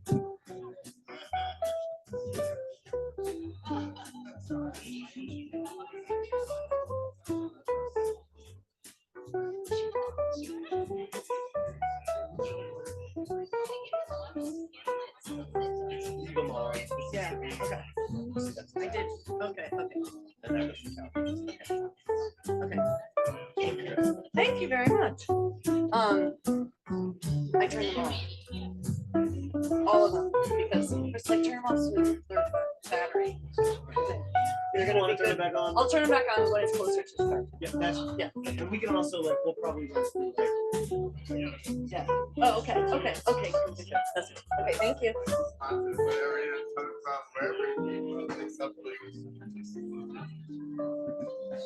Well, then what we figured out was for her.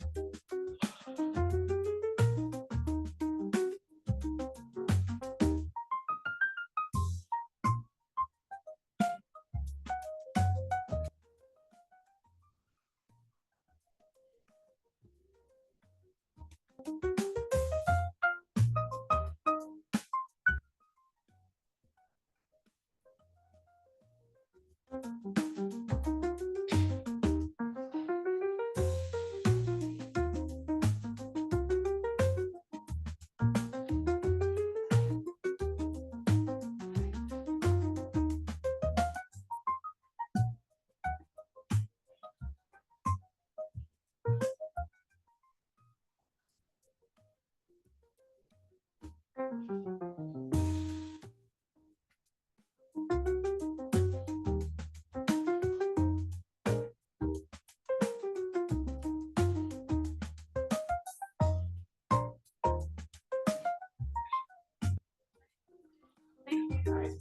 you for your time.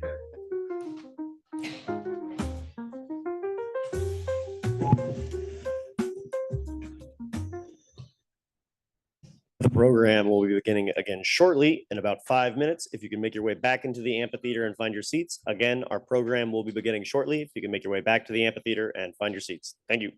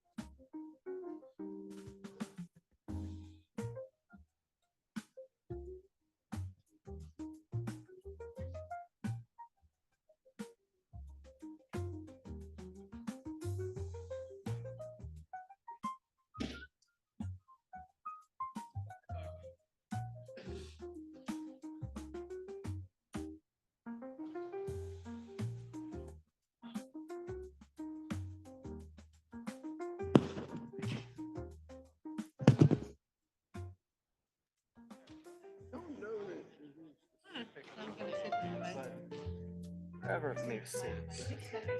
Okay, then sit down. Yeah.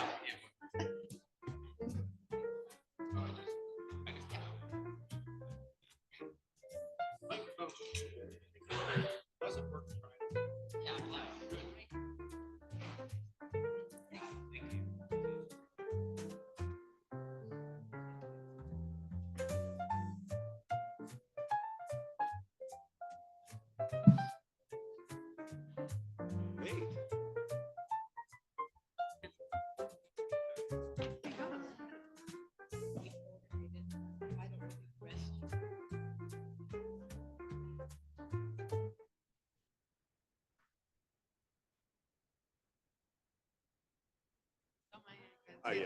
In the corner there. That's apparently how they got. I can sit in this corner. Like, well, you're gonna be speaking. You guys might as well sponsor us.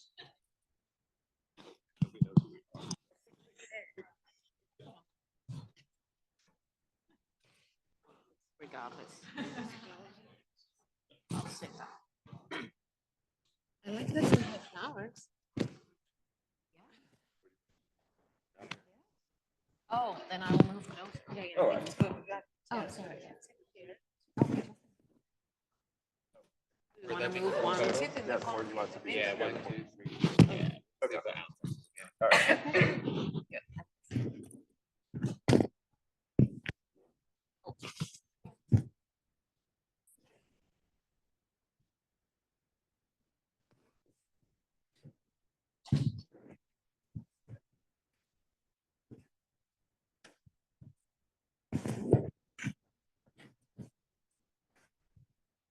Kind of like slide out.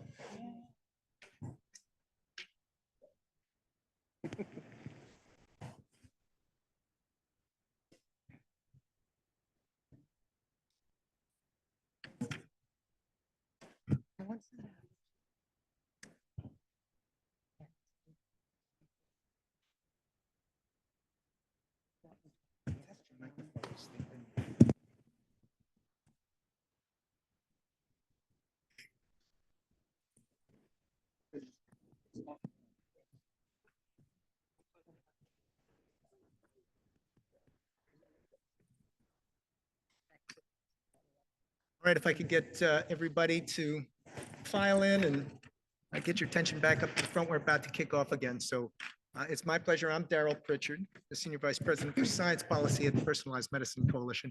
And it's my pleasure to introduce our next panel. Now, throughout the conference, we've done a good job of bringing up a number of different issues and policy points around the delivery of personalized medicine and the advance of personalized medicine in our healthcare system. And now we're going to focus on clinical adoption. What we found is that and we've discussed throughout the conference, that the space between the scientific research and the development of these personalized medicine technologies and the patient, that space between, is where we need to focus our attention so that we can have effective adoption of personalized medicine. And we're now talking about what are the challenges at the clinical adoption, at the implementation levels that healthcare delivery systems face. So our next session's on clinical adoption of personalized medicine, opportunities and challenges. Certainly, the idea of personalized medicine presents a lot of opportunities, but challenges exist. And we have a set of panelists who can really shed some light and provide some color to that discussion of what those challenges and what those opportunities are. It's my pleasure to introduce our moderator, who is Suzanne Monkstead, a good friend of mine and colleague. We've been working a great deal on a lot of these implementation challenges. She's the Chief Precision Medicine Officer at Diaceutics and one of the really the global leaders on this issue. So Suzanne, I'll let you introduce the panelists. Thank you, Daryl. Thank you for the kind words, and thank you for coming back after the break as well. I know that's sometimes a challenge when you get to the close to the end of day 2. I am fortunate to have Justin, Dr. Timberdo, and Manoja on the panel. I'm actually going to let them present themselves because I don't feel I would do that justice. But maybe just let me set the scene before going there. So as Daryl was alluding to, I'm representing Diaceutics. We have been operating in the precision medicine space for 20 years. We are a data and a consulting company and help primarily pharmaceutical companies and biotech navigate the space between diagnostic and treatment and how to successful go to market within precision medicine. We have been working with the PMC organization for a number of years, and the work we did on the what is now known as the practice gap study, I think was probably the first time that there was kind of like detailed evidence put to what does that patient journey look like, where are patients potentially falling out and not getting to the treatment that would be better for them. That study came out 2 years ago, and I think it spurred a lot of discussions and a lot of kind of like spotlighting on how we need to do things better.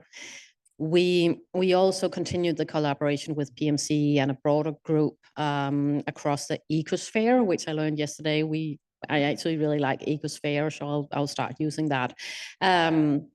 But to look broader than the patient journey and look into economic, policy, and operational challenges of realizing the potential of precision medicine. So that is what we'll be discussing on the panel today, and not only kind of like diving into what are all the challenges. The hope is that we will spend some time trying to discuss, what initiatives are already happening, how can we move the needle, how can we do better, and share some of those best practices. With that, Justin, do you want to introduce yourself? Thanks for allowing me to join this panel. So I also have to thank PMC. I think that advertisement is probably the cheapest part of our rebranding that we've had this year. So we are Endeavor Health, formerly North Shore University Health System, Edward Elmhurst Healthcare. We are located in the North Shore of Chicago, principal teaching affiliate of the University of Chicago, Pritzker School of Medicine. Third largest health system now, about 1.2 million patients that we cover. In my role capacity, I have responsibilities for our research and innovation agenda. And I'm privileged to work with 2 esteemed gentlemen over there, Dr. Jiddu Kandekar and Peter Hulick, both who represent our Center for Personalized Medicine and our newly established Davis Family Center for Preventive Genomics. We'll talk a little bit more about our program, but we've really taken a different approach than I think many health systems thinking, starting really at the front lines of care. And to that point, we've tested near 45,000 patients now as part of just primary care, not research. It's just testing as part of primary care. And so I'm excited to share some of the details and learnings as we've been on this journey since April of 2019 to get to this point. But my excitement for the future is getting to a point where it's not 44,000 patients, it's 440,000 patients. Dr. Timberdo. Good morning, everyone. Thank you for having me on the panel. I am a professor of medical oncology at the University of Texas MD Anderson Cancer Center. I started there the personalized medicine program in solid tumors in 2007. At the time, it was considered that it would not be efficient to perform molecular profiling for patients with solid tumors because the mutations are rare and because there were not enough drug. Despite that, it took 10 months for the protocol to be approved, and we started the trial. And 4 years later, at ASCO 2011, we demonstrated that when we select treatment based on patients' tumor molecular abnormalities and other factors, results are superior to the standard approach, which was random selection of trials. And then we started the second trial, Impact 2. Dr. Mike Pellini was in his company, Foundation Medicine at the time, sponsored the trial. We started next generation sequencing, a prospective trial, and then Tempus joined the second part of the study. And then we have now thousands of patients who have been treated at MD Anderson in the investigational cancer therapeutics department with investigational therapy, matched targeted therapy, taking into consideration their tumor molecular profiling and immune markers. And we have many patients who, although they're on the way to hospice when they were referred to our clinic, and they just wanted to ask for a second opinion before transitioning to hospice, these patients were able to participate in clinical trials, and some of them are now cancer-free for even over 5 years. And I would like to take the opportunity to thank Dr. Ed Abrahams for making precision medicine a reality and for advocating through policy and through this very important organization to promote personalized medicine. And also Dr. Stephen Eck introduced me to PMC a few years ago. So I'm Manojala Kamwasam, and I'm with Common Spirit Health. And I wouldn't be surprised if you say Common Spirit Who, because we were Dignity Health and Catholic Health initiatives that came together with the definitive agreement to align with each other a month before COVID started. And then COVID happened and we were just trying to survive. And so 4 years later, it is now that we are aligning and trying to come together as one system and trying to look at how we can implement life sciences innovation and other types of innovation into our system, along with systemness for our operations. So Common Spirit Health is in 24 states. We're a mission-based, faith-based organization. We have about 150 acute hospitals and 2,200 care sites, about 35,000 physicians and APPs. And the reason I give you these numbers is because we are in very underserved communities. The sisters didn't build hospitals in affluent areas. They built it in very underserved areas. And so our mission is to bring health equity. It's not a buzzword for us. It's built into our mission, and also to make sure that we provide access. So things like personalized medicine, cell gene therapy, and other types of innovation that is usually seen in academic medical centers are important to be now offered in community health centers, because a lot of our patients don't have the means to travel to these centers of excellence. So our goal here as an organization, but also by participating in the panel, is to learn on how we can do these innovative practices and therapies and innovations in the communities that we serve. Thank you. And really excited. I think the panel represents so many different angles, so should give a really good discussion. I want to kick us off by focusing on the testing aspect of precision medicine, because the study that we refer back to, there were two key aspects in the patient journey that were the bigger challenges. One was the testing, and then the other was converting test information into treatment. So if we start with the testing, we saw that actually represented a gap of approximately 40% of the patient falling out at that point. And just building on your introduction, Manoja, how does that resonate in your setting? Is that something you can recognize? Yeah, I mean, when we look at our organization in the different areas that we're in, we do test. We do somatic testing, we do heritage testing, and I think it happens in pockets across the system. I think the biggest issue that we have is how do we look at this as a strategy for the whole organization to be efficient and to make sure that best practices get to our patients, right? And I look at it, I look at it in three ways. I think one is education. And the second piece of it is sort of, cost and resources. And the third piece is to make it easy and accessible to our physicians and our patients. When I talk about education, I think there are three groups. And I've been thinking about this because, how do we really attack this big problem in little pieces? I think we need to educate our community physicians on the standards of care and best practices. Some may know it, but others who run very small clinical practices that don't have the time to even get their notes in.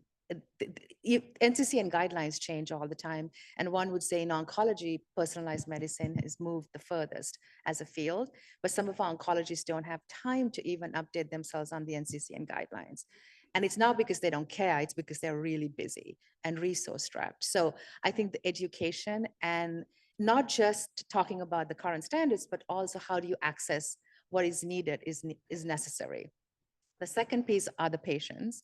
And in our communities, I think you need to educate the patients, but it needs to be done through trusted sources. You don't want people from the outside going and talking to the communities and talking about genetics and the use of it, because I think it comes so much better if you can go with community groups and trusted sources. And as an organization, we have built our community network. So how do you leverage those, not just to manage the social determinants of health, but also to provide education about therapies and what's necessary for them to live?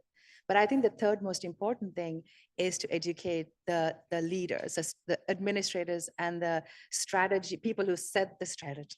The people who set the strategy, because if they don't believe that personalized medicine is something that needs to get intertwined into our strategy, and it's not something that we look at as a goal, then there is no incentive to do these things, even if the clinician and the physician is supportive.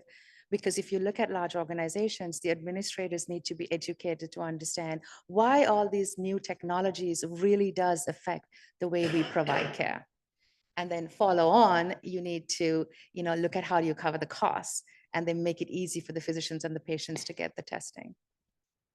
And one word that you mentioned there, which I think is really interesting, and just to give you a warning, this one will come to you, Justin, the incentive. Are we incentivizing the institutions to implement precision medicine? So, I represent an organization that has fortunately been a fierce supporter of genomics and has been doing this since Dr. Kanikar, as our former chair of medicine, really made this a big thing in the 1990s. And so we've been I honestly, Peter and I stand on the shoulders of giants here in the sense that we get to kind of move the program forward in a way that I think many other health systems haven't. As I think about the incentives, though, I think the problem is that we have approached this, and I'm probably going to be the most provocative person in the room because I am an administrator by background, but I think genetics has traditionally been viewed as exceptionalism. And if you take a look, it was a gatekeeping methodology that was based on the fact that genetic testing was really expensive. Insurers didn't want to pay for it. And so we created all these structures around it, and for good reasons. We created places where we have genetic counselors. We do all these different things, return of results, which is very important. But our system has taken a very different approach to this because that methodology is not scalable. We have 1.2 million patients. And how many geneticists do we have in our system by hands raised? Oh, one. And so as you think about it, you can't test 100 or 1.2 million patients with one geneticist and 8 genetic counselors. So we've had to fundamentally shift the way that we think about testing. We've had to think differently about the incentives. And I think to the point, when we talk about KPIs for the system, we do view genomics as something that's differentiating for us. Our system has done the surveys with our physicians, with our patients. Our data shows 30% of patients are willing to change to a primary care doctor that incorporates genomics as part of their care. That's pretty compelling. There's not many things that patients are willing to transfer into primary care for. And so we view that as a differentiator. But I think As we've taken a look at this now and we're seeing the benefits of this because we've had 5 years of data coming out of something we did, which was called DNA 10K, where we offered 10,000 patients unselected access to a genetic test. We're now seeing the downstream value of that. And I think for me as a health system exec, I do take a look at the bottom line and how do you move these things forward. And while it's not the sexiest thing to talk about, the reality is that genetics actually in a fee-for-service environment can generate significant demand that actually is very revenue accretive. And I don't want to suggest that what we're trying to do is over procedure patients and do this. This is all based on guidelines. But we have been looking recently at downstream, value analysis, and there was a publication that just came out recently that showed if you're able to follow guidelines, activate a patient with a BRCA mutation, the contribution margin to a health system is over $100,000. If you do just back of the envelope math, let's say 1% of our patients are BRCA positive, half of those decide to move forward with something prophylactic, that's 6,000 patients, 6,000 times $100,000, that's margin. And again, I'm not suggesting that's the driving force behind what we do, but you can also see that if we begin to do this today, we're currently in a fee-for-service environment where we need to generate revenue. But if we're now in a position that by doing that today, we are shifting the risk paradigm so that we don't have to carry that premium dollar moving forward because people have actually moved forward with these prophylactic surgeries and interventions, we now no longer are paying for that. So I think it's you have to be able to tell that story. And again, now that we've had 45,000 patients who have tested, it's no longer an N of one anecdote. And I will show some data in a second. I have a slide that shows how many people we've actually activated into care pathways. But we'll also talk about the fact that there's a significant waterfall of patients that fall off, which says there's so much more work to do to really get to scale. Yeah, no, and I look forward to you showing that. That was really interesting data. Just before we go there, just maybe from a more clinical treatment perspective. So the good news is that since we did the study and the publication 2 years ago, we have actually seen positive movement in patients getting tested. We are better at it today than we were 2 years ago. I think that partly is contributed to broader profiling, doing broader NGS testing than single gene. And would like, Dr. Timber, your perspective there, because I know that's something that you feel strongly about, do we do adequate testing or do we need to do, broader profiling early? Yes, thank you.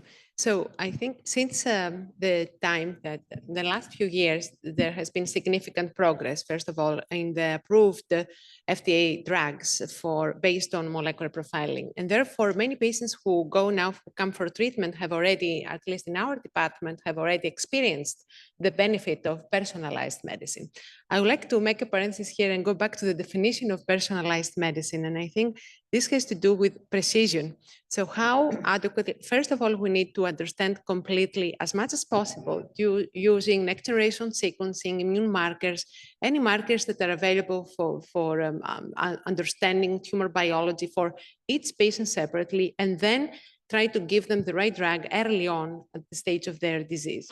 So if we use this, when we treat patients with advanced metastatic cancer, it is very difficult to address the complexity of tumor biology. And therefore, the current trend to use a phase 1 trial with a single targeted agent to inhibit the function of one genetic abnormality in a patient whose tumor is very complex, has multiple alterations, it is very difficult to do this at that time and is not effective. And that's why sometimes the field of precision oncology is considered that perhaps is not as, that has not delivered as much as it should. Right now, what I see in clinic is that most of the patients do have molecular profiling at the time that they come to us. However, even in the last year, there were at least a handful of patients who did not have molecular profiling.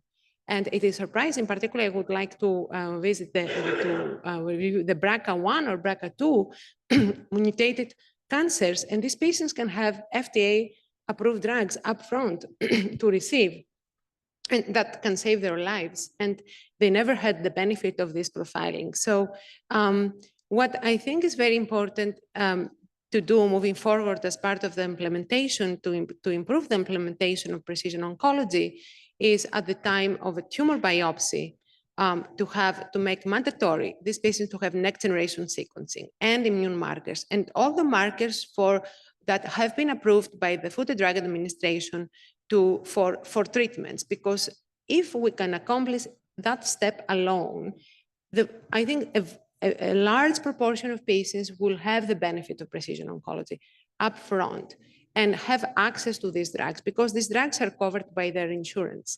So if we make it mandatory then and try to implement it, then I think we have made a huge improvement in the field.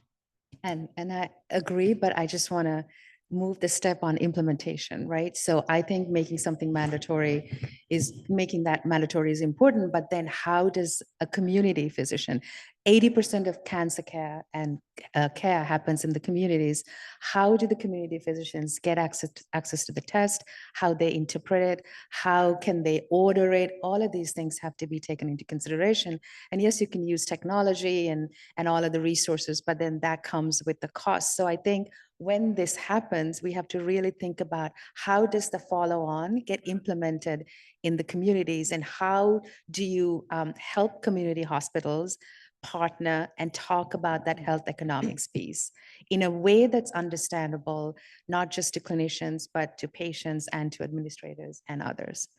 And that's a really interesting point because whereas we have seen improvement in testing, recent data is actually showing that we are getting worse at converting that information into the right treatment decision.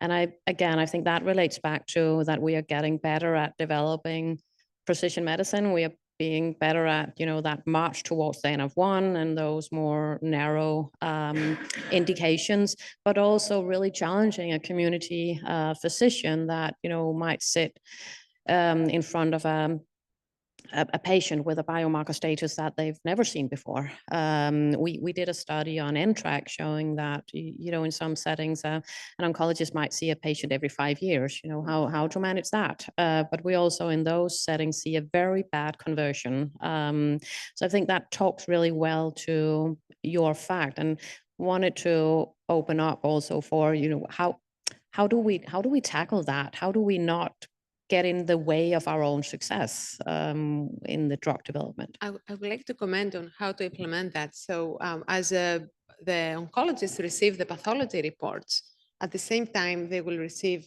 for instance, a report about next generation sequencing, and from the most labs now, they come with drug recommendations. So if a patient has a BRCA2 mutation and has, let's say, ovarian cancer, there are certain drugs, PARP inhibitors that are FDA approved. So it will be just following the algorithm, And I think in the era of AI, machine learning, we have to implement or to accelerate this implementation of personalized medicine because this has many advantages. Lives can be saved, money can be saved too, I think. So it's important to give this opportunity to the patients regardless of where they live.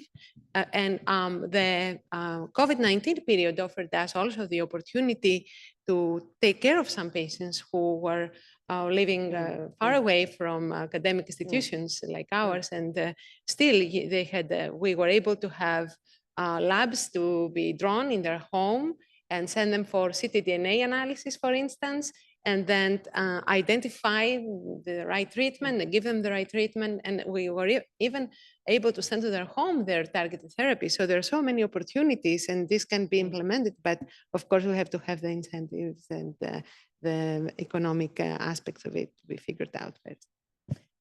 I wonder if that's a good segue into some of what you have been doing, Justin, with the tracking, because knowing is, if you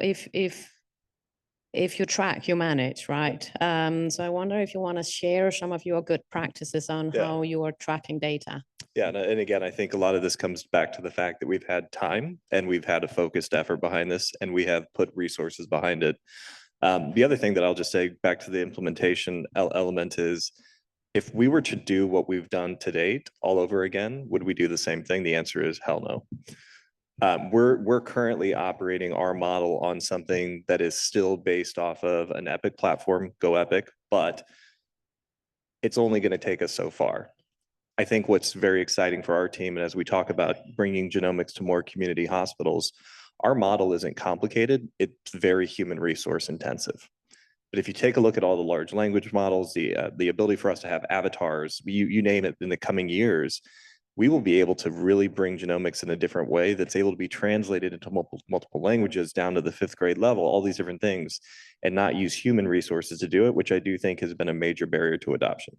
But Christopher, I think if you could hit this slide, and I can't see it, so I'm going to come over here. So this is what we call the advanced primary care. So that's how we branded what we do in genomics at Endeavor. And I call this the genomics waterfall. So what I would say that's been very interesting about this is we have now had over 263,000 patients who have completed what we call the genetic and wellness assessment. It's a structured algorithm-based survey that they get before going to primary care.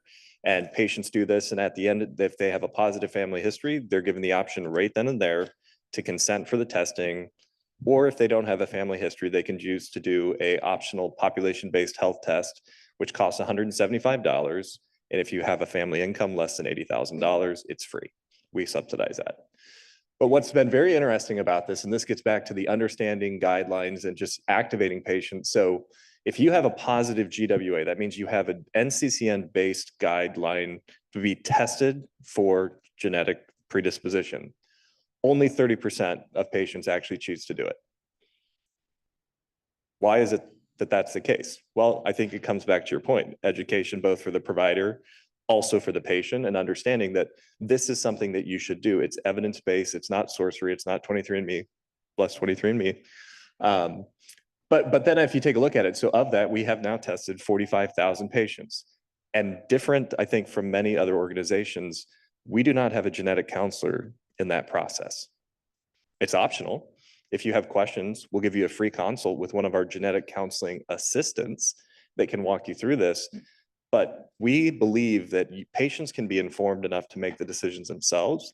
And if we had to take since 2019, can you imagine how many resources it would have taken to do 45,000 patient consents with genetic counselors? It wouldn't have happened. We now have a process whereby 200, I think, a week, patients are continuing to get genetic testing, and the entire system does it. Nobody touches it. There's no human in the loop unless we need a human in the loop. It's just automated. But this is where I think getting back to the idea of having the data in front of you becomes so critically important. We have the ability to see how many patients read messages, how many completed, how many are positive, how many consent that are negative. But then what gets really scary for us is as you move further, even though it looks like it's going up, the N size is going down. And so if you look at the last bullet point here, so we've now identified patients with pathogenic or likely pathogenic variants, about 12.5% of patients. And of that HBOC positive patients, there are 383 patients that meet criteria. And when we started in 2021 tracking some of this information, only 35% of patients were doing what they were supposed to. Because we had this information, we were able to dig into the demographics, the payer mix, the ethnicity, the religion, all of those things, and begin to do something that we call our lens of equity and go out to these different communities and try to understand why aren't they activating. And I'm happy to report now that we're at 77% of patients completing what they're supposed to be doing. But to me, that should be 100% because these are patients who are now not only at high family history risk, but they've been identified to have these variants. But I mean, I'll sit down now just because I need to. But the reality is that like, if you don't have the data, you don't know what the opportunity is. And I think there's tremendous opportunity here. Thank you. I definitely found that very inspiring. And this is also about, I think for us to move forward, it's a lot about sharing those best practices and understanding, you know, what can we do on a local level. There isn't such thing as a global implementation that will work, and maybe this exact model is not going to work everywhere, but it's still good inspiration in you know what can we do. Wanted to move it then a little bit broader into your thoughts on we discuss this a lot on the shoulders of oncology, and what have we done there. Are you thinking about this from a systemic approach and how to implement precision medicine broadly across all therapeutic areas, or is it pockets of kind of like learning that's being developed for various diseases? So, I mean, our primary care approach is population-based genomics. So if you have a high-risk family history, you get tested. If you don't, you can choose to be tested right now. And our hope is that we can find a way to bring that cost down to the point where it's not an issue for patients to be able to do that. I think what's very different about our system, though, which you don't see at places like MD Anderson, is that we tend to look at the pyramid model being population here and rare disease at the very top. We haven't focused on rare disease. And I think the opportunity now is how do we begin to kind of move up that pyramid? And so we have done a lot in the last year to focus on our institutes, which are cardiovascular oncology, orthopedics, neurosciences. And in that, we've done some very unique things, like we're talking about making pharmacogenomics. We now have 50,000 patients with pharmacogenomics results. Why don't we have every orthopedic patient having pharmacogenomics? Why isn't every mother having pharmacogenomics before she gives birth? So these are the things that we're beginning to look at baking into some of our guidelines. But we're also very excited. We just launched a commercially available polygenic risk score for cardiovascular disease. And so it's a company called Genomic MD that we've partnered with to do that. And ultimately, I think we've now had over 500 patients who have had that testing done just in cardiology clinically. And I think that's what's been unique about our system is we're not afraid to try. We definitely go to the physicians who are willing to experiment, that are willing to study this and understand outcomes. But it is still very pocketed. I think you're right. I mean, it's not ubiquitous across the system. We have some primary care doctors who the reason that their patients get tested is because when they close their note, our system automatically places the order if the patient consented. So I think it's about educating, getting more people engaged in it. But yeah, there are pockets, no doubt. And I think the important thing is prevention. According to the Academy of Medicine, the definition of precision oncology includes prevention. So I think it should happen early on. Patients who are at high risk, or we heard earlier in the earlier session, how tests to prevent cancer. And I think we have to implement this early on, and someone should be tested during the course of their life and adjust. The lifestyle modification is very important with stress management, exercise, right nutrition, and also implementing the standard tests that are available for mammogram and low contrast CT for lung cancer screening, and all the other tests, the PAP tests. If people do this enough, or according to the standard guidelines, and adjust their lifestyle accordingly, and they will use molecular profiling and optimize all the risks as they go. And this, I think that then we will be able to implement personalized medicine across the field. But also, many diseases are related. For instance, a patient who has risk factor for cancer, risk factors for cancer, some of these risk factors are the same for heart disease, such as obesity, diabetes. And there is a lot of literature that now lately that there is a lot of awareness that regarding these risk factors. But I want to remind everyone that cancer and the diseases are multifactorial. There is a hereditary risk, and then it is what everybody does to prevent that risk with their lifestyle. And tests are important. The right treatments early on are important, not at the end of the course of their disease. And so patients we have to raise awareness, and we have to make sure that everybody has access to these factors.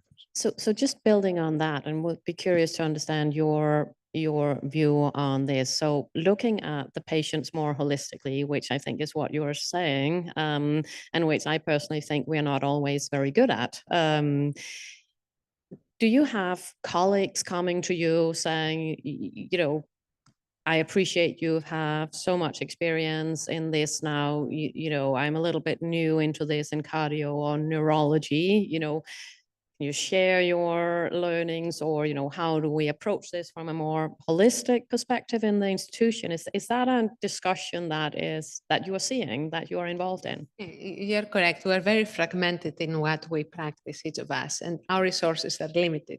So I try to educate every patient who comes to my clinic with advanced cancer about the risk factors, and perhaps it is too late, but I think organizations like this one, like ASCO, other organizations, we can help raise awareness regarding these risk factors that have become now the new, I would say, epidemic or pandemic. Obesity, for instance. I have many young patients in my clinic who die from colorectal cancer metastatic to the liver. They're in their 20s because they had poor nutrition, risk factors perhaps also, but also they were very obese. So these are the things that we can change, that we can modify. We should also make it part of the guidelines that will be developed to improve health.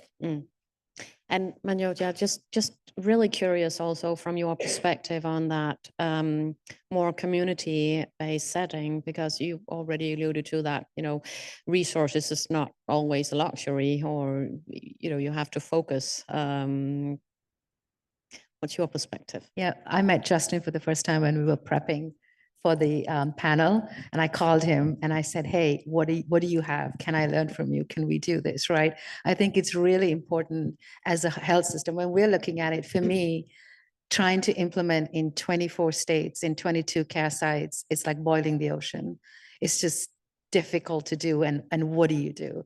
I think we need to build some, partner with some, collaborate. There needs to be all of these different ways, because what happens and what's good for Arkansas is not necessarily good for California, nor Pacific Northwest, or Tennessee, or Utah, right? Like, you're looking at geographic differences, you're looking at socioeconomic issues, race, gender, ethnicity, all of these things come into how people respond to healthcare and how they get healthcare. So I think talking to this community that already is believing and on board about personalized medicine is a great thing, but I need to be talking to people within our organization and other community hospitals that say personalized medicine is not ready for prime time. And I've heard that sentence very frequently this year. In 2003, 2004, when the EGFR mutations are identified, I'm a molecular biologist by training. I was thinking in 5 to 6 years, we are going to make genomics part of our care paradigm. Everyone is going to sequence and do it. 20 years later, I'm still trying to convince people that personalized medicine, genetics, genomics, not even proteomics and the epigenetics, the genomics piece of it is something that we need to do as care, as standard of care, right? And so I think the value is important, but how do you talk to people who make decisions on how to implement things like this? And how do you find the resources? How do you look for the partnerships? And how are you open to collaborate is the only way that I think as community hospitals, we are going to be able to do personalized medicine at scale. And that's really important.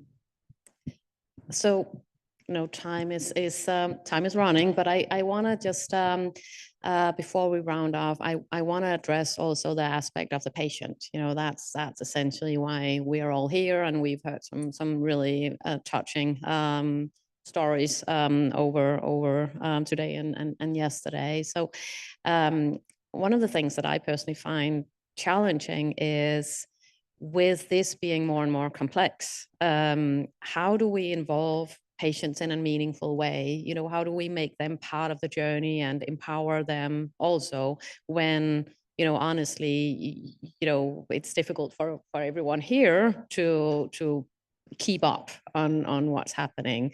Maybe I'll start here. So when the patients come for treatment, most of the times they're fearful, they're disappointed, they have many negative emotions because, of course, they know that they will be dying from this disease. What I have seen over the years is that with the right attitude, lifestyle, and treatments, cancer has become now a chronic disease. Many patients come to our clinic and they just get a targeted therapy pill. And it's like they have diabetes or hypertension. They take the pill, they take the immunotherapy, whatever it is, and they remain alive and they enjoy their life without any severe or significant limitations or adverse events. How to engage the patients? I think we need to raise awareness. We have to empower and encourage the patients to first of all, to be screened early on, not at the end of their disease. And we have also to make sure everybody has access to care. At MD Anderson, I realized that only the most privileged or those who live in the area can access care. The clinical trials, the treatments we have, managing the serious adverse events, and they often have to have a caregiver to do that. Those who don't cannot access care. It's very complicated. But so we need to continue to work as a community to provide, to support, educate first, and then provide the resources to every patient to have access to the treatments and the information. They can be their own advocates for their survival. And from a disparity and standard of care perspective, Manoja, I know you have some, we discussed some interesting views yesterday from your setting as well. Talk a little bit about disparities that you see. You know, I don't want to be, I'm not being negative in this situation. I think the reason I talk about the issues that we face in the community is I think there is an opportunity for this whole group to come together to find solutions on how you could improve that implementation so that the great work that's done in research and development actually moves into patient care, right? And so when I say the communities that we serve, our ministry is just very diverse on all different aspects of it. But that doesn't necessarily mean that they're not educated about it. You know, people see it on the ads on TV, they do their ancestry and 23andMe, and then they come to our primary care physicians. And you know, if you have a wellness visit, you get what, 25, 30 minutes. But if you're just coming for a visit, what do you have, 10, 15 minutes? And the primary care physician has to look at, I was talking to one of our primary care physicians and he said, I need 27 hours a day to put into place all of these things you're asking me to do. Because I was talking to him, not even about genetics. I was asking him, can you do a standard dementia screen, right? And he was, and with a tool, and he was saying it's how difficult it is.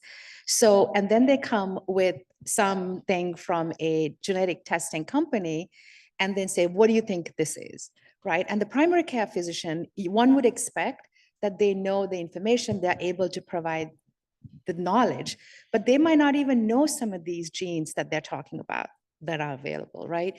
And so just because you educate and the patient comes with the information, it doesn't necessarily mean that when they go to the physician, they actually get the information that they need, because that piece of knowledge might not be in some of the community physicians. Okay, real quick, and I know that Daryl's telling us we have to wrap up. Oh, we're so- done? Oh. Yeah, or get to questions. Okay, so questions. Yeah. Folks want to line up for questions. I think I That is took true. that line for you. You know, so getting back to the patient, every patient story is unique and personal, and we go out of our way to identify patients who are willing to share their story that represent their communities. If you don't have somebody that looks like you, that you can relate to, you're not going to feel like it's something that's available to you. And so we've done that. I think the second thing that I would say is we've actually gone into communities and asked them the questions. There was a Vietnamese community that we went into at Swedish Hospital. They speak over 100 languages at one of our safety net hospitals. And we went in there with a genetic counselor that did focus studies, did qualitative things. You know what we found out? They don't want to hear anything from Endeavor. They want to hear it from the community pharmacist. That's who they trust. And so we had to start talking to the community pharmacist to say, how can you convince your patients, because the pharmacist is viewed as almost the doctor, that this is okay to do. Those are the things that we started to do. The last thing I will say is this is not a technology problem. This is an operations problem. The more technology we throw at it, I don't think we're going to solve it.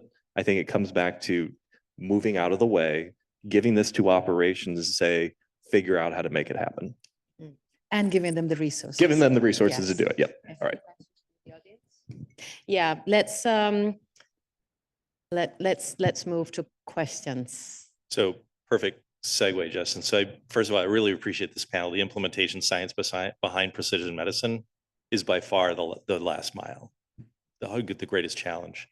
And I love all the discussion points, but I really want to focus on the one that you talked about, having a pharmacist as a central role provider, because so there are 2 points to make, and then I'd like to just have a discussion briefly.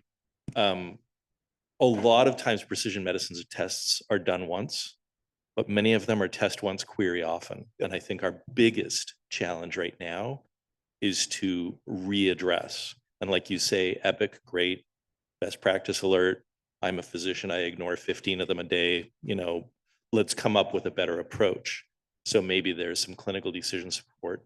But second, maybe it's our opportunity to advocate as an organization for pharmacists as a central role provider to help optimize medication management, because the primary care doc who has 12 minutes with a patient is not going to call up the 4 other physicians whose medications are impacted and theirs is not. So I'd love to just a brief discussion about that, because I think that is a huge opportunity for us to optimize. Just a quick comment on that. And so I'm a trained pharmacist myself, and I've always felt that that is a little bit of an untapped resource because we spent Not a most little of bit, our, it's an enormously untapped. yeah, resource. I mean, with that is the education, you get trained in understanding the human physics, the drugs, how it interacts, communication with patients, but it's a little bit of an unknown part of the whole ecosphere, as we're now saying. So just personally agree with you. I think there is enormous potential there. Perfect. I'll just brag about our data then. You talked about surgical. So I was previously at a health system. We had 11 pharmacogenomic certified pharmacists, 7 embedded in primary care, 1 for oncology who saw every oncology patient, 1 for cardiology who saw bad and transplant patients. But we had 1 who saw patients before elective total hip and knee replacement. Yep. They did PAT 2 weeks before, and beyond pharmacogenomics, they just optimized medications across the care team. And they spent time and we paid for them. If you put them in a hospital-based outpatient clinic, you can actually pay for their time. And in 6 months, that person, anyone who saw them in PAT and actually had them optimize their meds, do pharmacogenomics, reduced unanticipated revisits in 30 days by 40% for total hips, 70% for total knees. And because they wrote the discharge meds, they reduced opioid prescribing by 42% by just optimizing the order set. So huge advocate for pharmacists. I really hope we can get this across the line. Thank you. I think we can take one more question. Yeah. Thanks again for this wonderful panel. I agree. Implementation is definitely a key part of just moving this work forward. I've got 2 questions. One is pretty simple. I'm just curious with the data that you presented with the individuals that tested positive for HBOC, what percentage of them did not have the family history that ended up testing positive? So that's question number 1. And then the second question is really for everybody, which is just thinking more thoughtfully about how we can make a convincing argument for payers to pay for this kind of testing, when the reality is for most individuals who are going to test positive, a lot of that responsibility is going to fall to future payers, especially given our healthcare system and the amount of churn that we have in the system. So just something I'd love to hear your thoughts on. So at a very large holistic level, so if you take a look at all the 5,000 patients that have received positive results, about 20% of those patients are patients that didn't have a family history. So it's pretty high percent. Getting to the question about the payers, I think this, and actually this is a call to maybe our next president, as we talk about what this forum could look like, is I think we need a provider track here. I think we need providers coming to this meeting to really start talking about how we push this forward, because the payers will only get on board when there is broad scale adoption and demand from patients and providers. And so if it's 3 health systems talking about what we're doing, that's not going to change the payer landscape. And just like a lot of other things that have gone through pre-authorization, eventually when everybody's doing it, the payers just all adopt it. So. But I would like to add that according to the American Cancer Society 2024 release, 40% of individuals will have an invasive cancer in their lifetime in the United States. So this is a very high proportion, I think, of patients and of people. And regardless of the genetics, we see cancerous patients with 0 history. So I think we have to go beyond that and come up with new ideas to prevent cancer. So I think really quickly, last question. I'll keep it quick. This is a question quite specifically for Justin. I was interested to hear that you've recently partnered on the PRS tool in cardiovascular. We've spoken a lot at this conference about the importance of reimbursement. So was interested to know what real world evidence you're collecting, if you have a reimbursement strategy. Yep. So right now it is cash pay. It is for patients, and we're seeing a lot of adoption, of course, in our concierge clinics. We actually are going to be launching a study focused on, is it AFib? I forget what, coronary artery disease, actually at that safety net hospital, where we're going to do polygenic risk scores for probably 250 patients. And the whole goal is to study the outcomes associated across a very diverse population. But yeah, it's going to be critical for us to get that evidence base out there. Thank you. So thank you for the questions. Want to thank the panel as well. Thank you. Really interesting. And it's a good segue back to Daryl.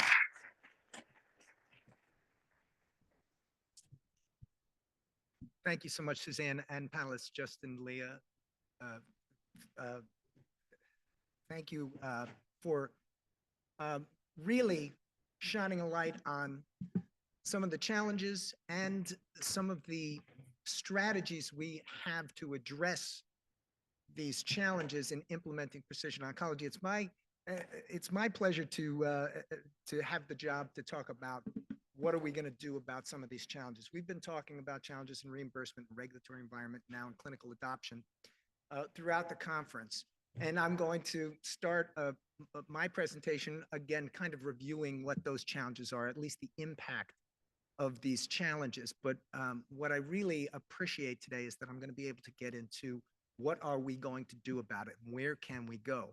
I'm going to do this through a conversation about a roadmap. And I know a roadmap it's jargon nowadays, but what it really means is here's where we are, and we need to figure out how we can get to where we need to be.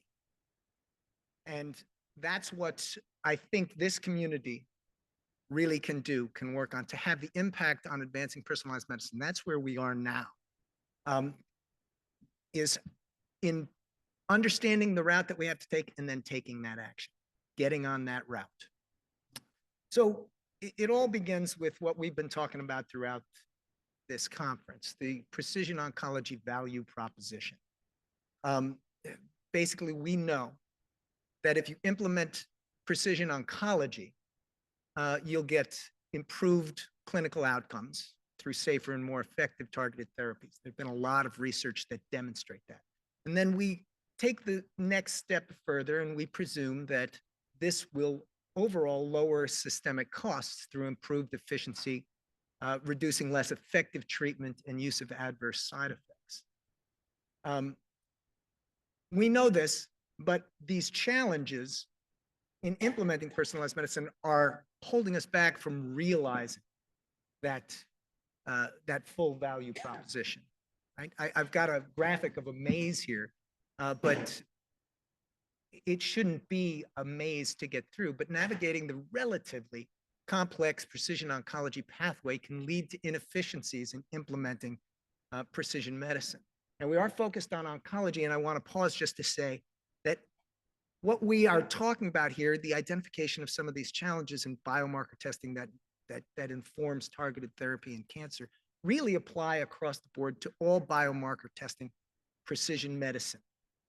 So what we learn here, looking at an oncology model, can be applied to all of the precision oncology or all of the precision medicine disciplines that we're talking about and that Justin just talked about, that they're looking at in Endeavor Health and throughout the community. Although precision oncology is promising, currently patient access is being impeded because of the ill-prepared diagnostic and clinical care practices.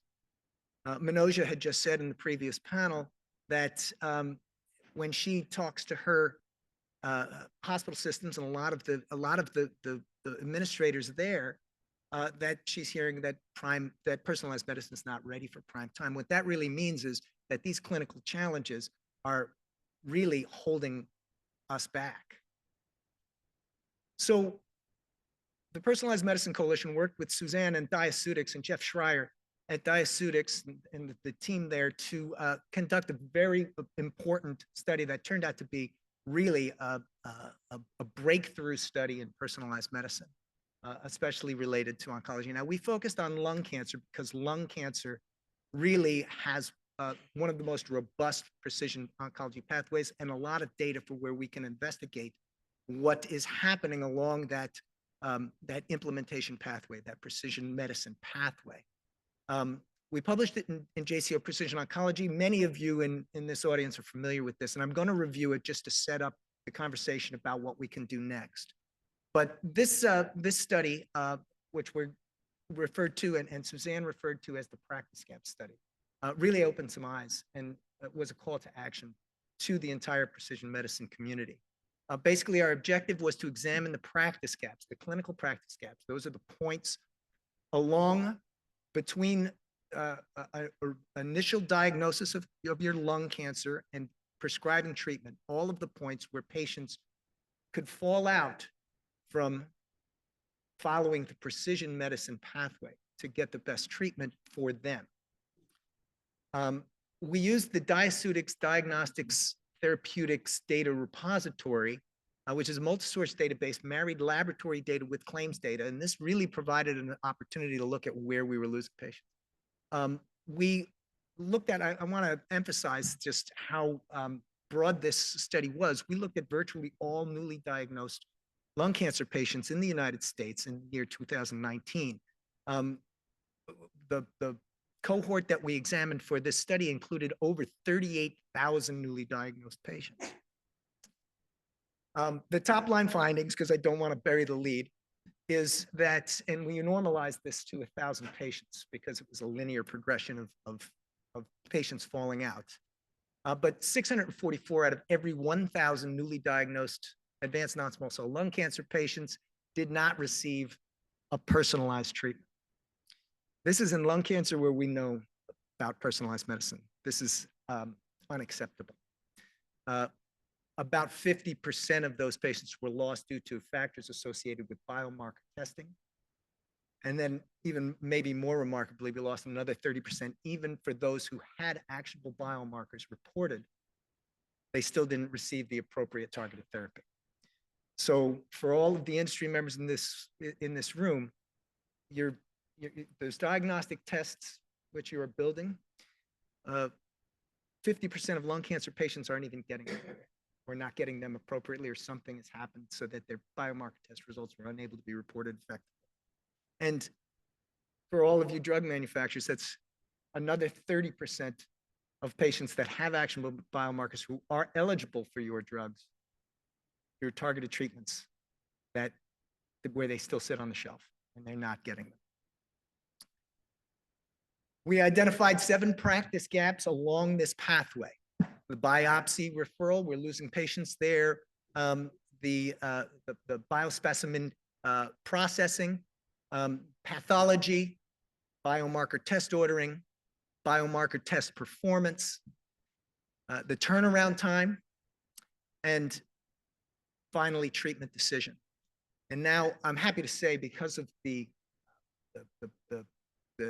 breakthrough nature of this paper, this has kind of become the standard in recognizing all of the different steps in the precision oncology pathway where patients can be lost. These are the numbers.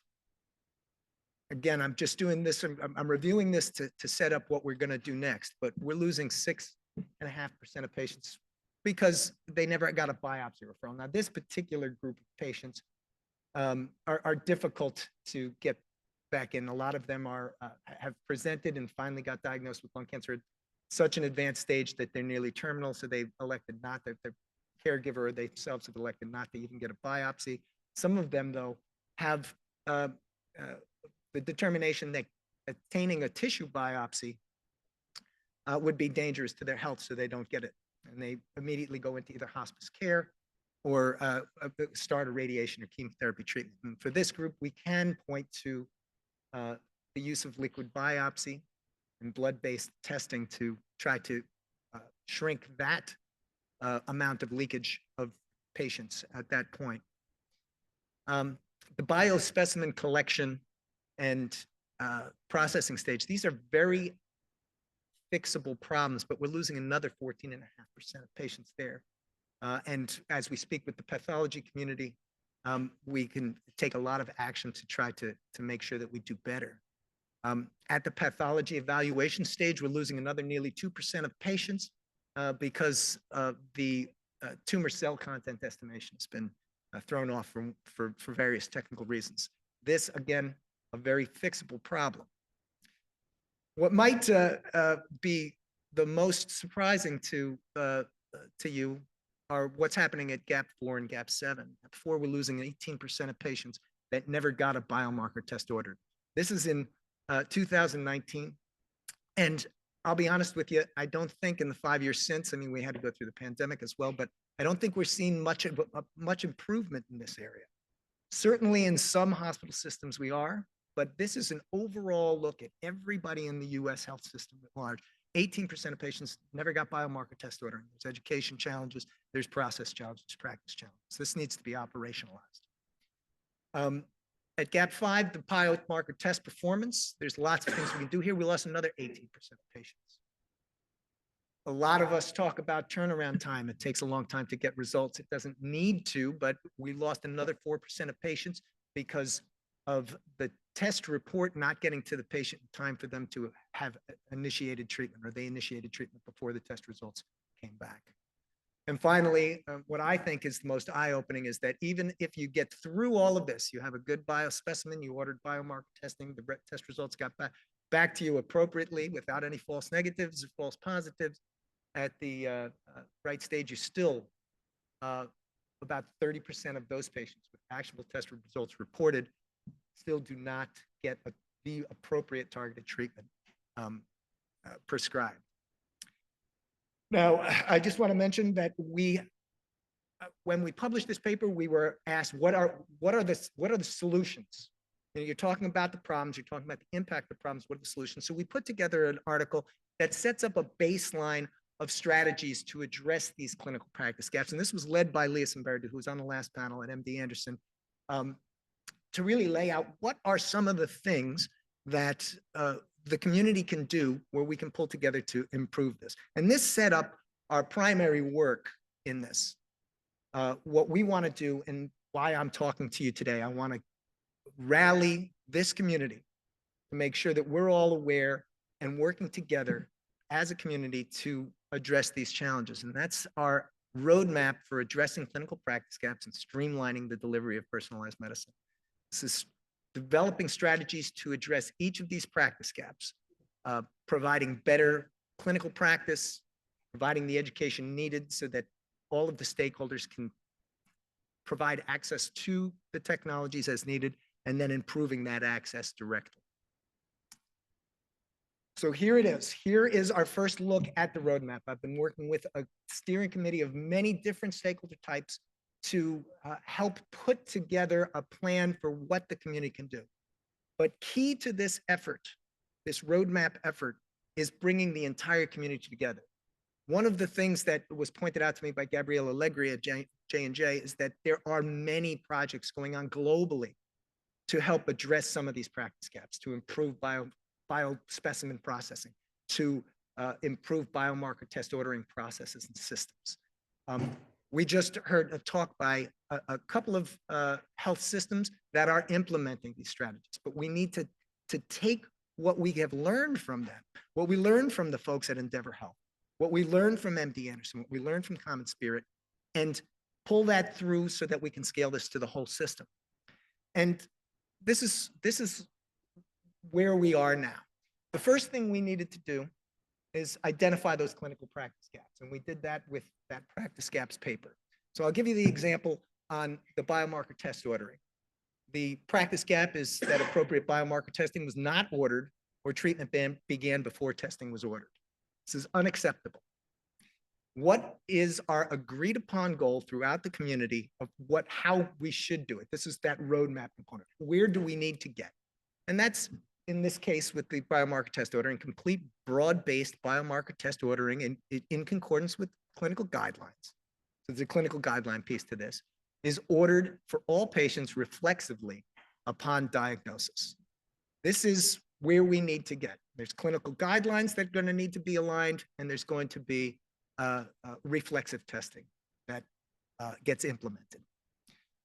What are the strategies to achieve that? And there are many strategies. I just have a couple examples here.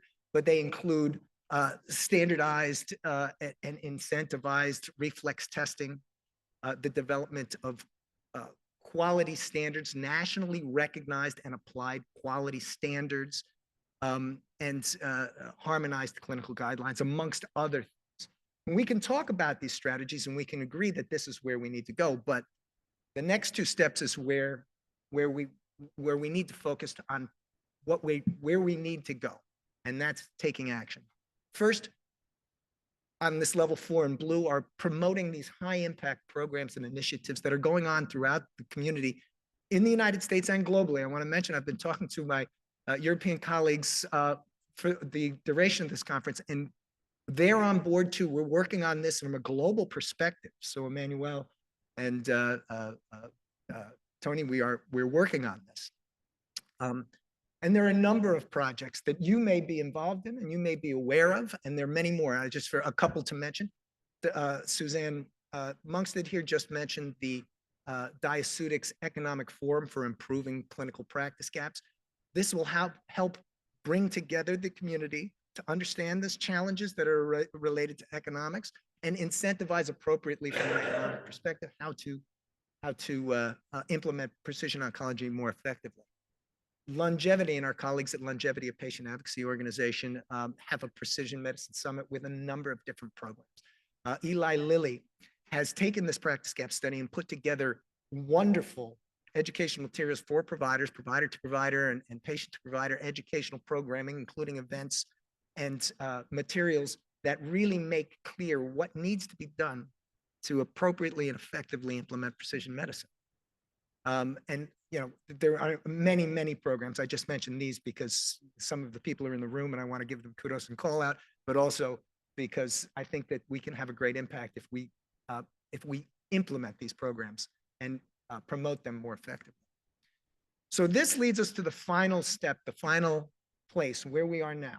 If we're going to improve the implementation of precision medicine, and again, we're talking about oncology, we're talking about lung cancer, because this provides an example, but this is applicable to all biomarker testing, delivery of treatment decisions. What do we do now? So how do we take action? And that's where I want to make sure I get all of your input. So if you are interested in being involved in more closely with this, I want you to reach out to me. But we have set up now some health system pilot projects to demonstrate the effectiveness of implementing some of these strategies. We're talking about health system and payer partnerships, bringing them into conversations to make sure that we understand that the AMCP, which is the Association of Managed Care Pharmacy, which includes PBMs as their members, are talking about what they can do to appropriately incentivize the biomarker testing.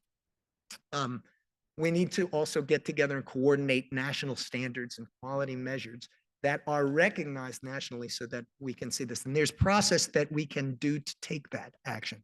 Not just talk about this is what needs to be done, but start doing it. And that's where we are today. So my short presentation here is a call to action to do what it takes to do next. We've developed a roadmap now. We know where we need to go. What is the action that we take? Let's get on that map. Let's get on that route. So with that, again, I want to ask any of you who are interested in being more involved in this. We're going to set up a community conversation soon. Reach out to me directly. Here's some references as well for you. But I don't believe we have time for questions, but I will be available after the conference to take any questions and to interact with you more about this.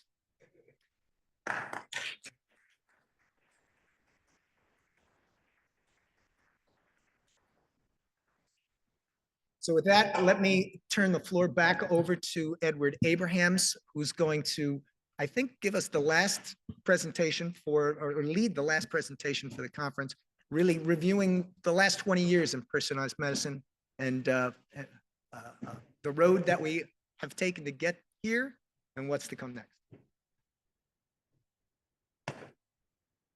Yeah, I'd like to call my distinguished panel to join me here on the stage. And I want to just say that I think this has been an excellent conference so far, but really we saved the best for the last. And the reason I say that is we have three distinguished leaders from across the healthcare spectrum that are going to discuss this afternoon what personalized medicine looked like 20 years ago, what we've learned over those 20 years, and most importantly, what we can do to move the field forward, which is the purpose of the Personalized Medicine Coalition and actually the purpose of this conference. Let me begin by just saying that I think that two of the panelists, but maybe three, were in the room when President Clinton announced in the East Wing that we had mapped the human genome, or we were near completing mapping the human genome in 2000. And he remarked that it was the most miraculous map in the history of humankind. I'd like to start the conversation by asking our three panelists, by the way, you all know them, so I haven't introduced them yet, and I'm going to let them introduce themselves more or less what they were doing then and are doing now. But Mark Levin comes from the business community, investments.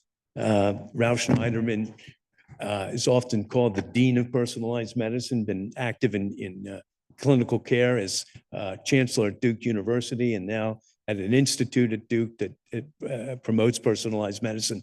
And of course, Janet Woodcock, everybody knows, the former commissioner of FDA. We can start with Mark. Mark, what were your thoughts in the East Room of the White House when President Clinton said this is the most miraculous map in humankind, and it was going to change healthcare, obviously for the better? Thanks, Ed.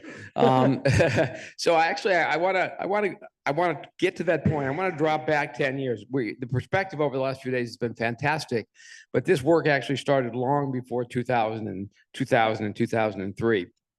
I just want to kind of give you a quick perspective on jumping into a field where it's extraordinarily exciting, and 8 or 9 years into it, you realize you're a decade ahead of where you should be. And so in 1990, I had a chance to meet Jeff Friedman at the Rockefeller, and he was cloning the leptin gene that became a fairly well-known gene in biology and obesity. And Jeff said he's using RFLPs to find the leptin gene. I said, why are you doing that? Why not use biochemistry? He says, the amounts are so small, we need to do RFLPs. So I acted like I knew what that meant. I went back to our offices. I was a venture capitalist at the time. And I asked Raju Kuchulapati, a friend of mine from the space, and has been very involved in this organization. And for the next 3 years, we traveled the world. We were in France, all over the United States, and Japan, meeting all the leaders in this genomics revolution. And in 1990, actually, as we started talking about this, and one of the reasons I was so excited about it, that was actually the first funding of the Human Genome Project. That occurred in 1990. So that whole effort here occurred in 1990. And so what we did is we started up a company called Millennium Pharmaceuticals based on identifying the cause and pathway of human disease. We were focused on drugs. We had extraordinary 6 or 7 years after that with 10 pharma partnerships. We had pipelines across all disease areas, hundreds of genes that we were finding as targets and validating these genes. It was really exciting times. And we were valued literally at $18 billion in a company with really no molecules in the clinic. So it was kind of a silly time from the marketplace also. But then in the late 1990s, late 99, 2000, we were sitting around an offsite and we were doing kind of discounted cash flow calculations, valuations on our pipeline, and trying to see how do we justify an $18 billion valuation. And we realized that the targets were so early, they were unvalidated targets. They really truly weren't validated based on biology. They were based on transcription profiling and things like that. And we realized that the value of the company was nowhere near what the marketplace was saying it was. So what we did was we actually stepped back for the next 3 years, several years, and we went out and we actually acquired product companies with that value. And so then in 1999, I'm getting to Bill here in a second. In 1999 and 2000, we were acquiring these companies, and we were watching the marketplace. If people remember 1999, 2000, 2001, the market, NASDAQ crashed 70%. The valuation of all the genomics companies went way down. Millennium went down by 90% in a very short period of time. Most of the companies went away. And then Bill Clinton announced to the world that the map was going to change the world. So anyway, so there was an initial effort in 1990 of starting the project. President Clinton announced it was mostly done, but those first 12 or 13 years were very early. And we created a lot of excitement. We learned a lot. But at that point in time, we realized we were a decade too early and we needed to move back to traditional products. Now, there were some good things going on in personalized medicine, but in general, it was still too early for pharma.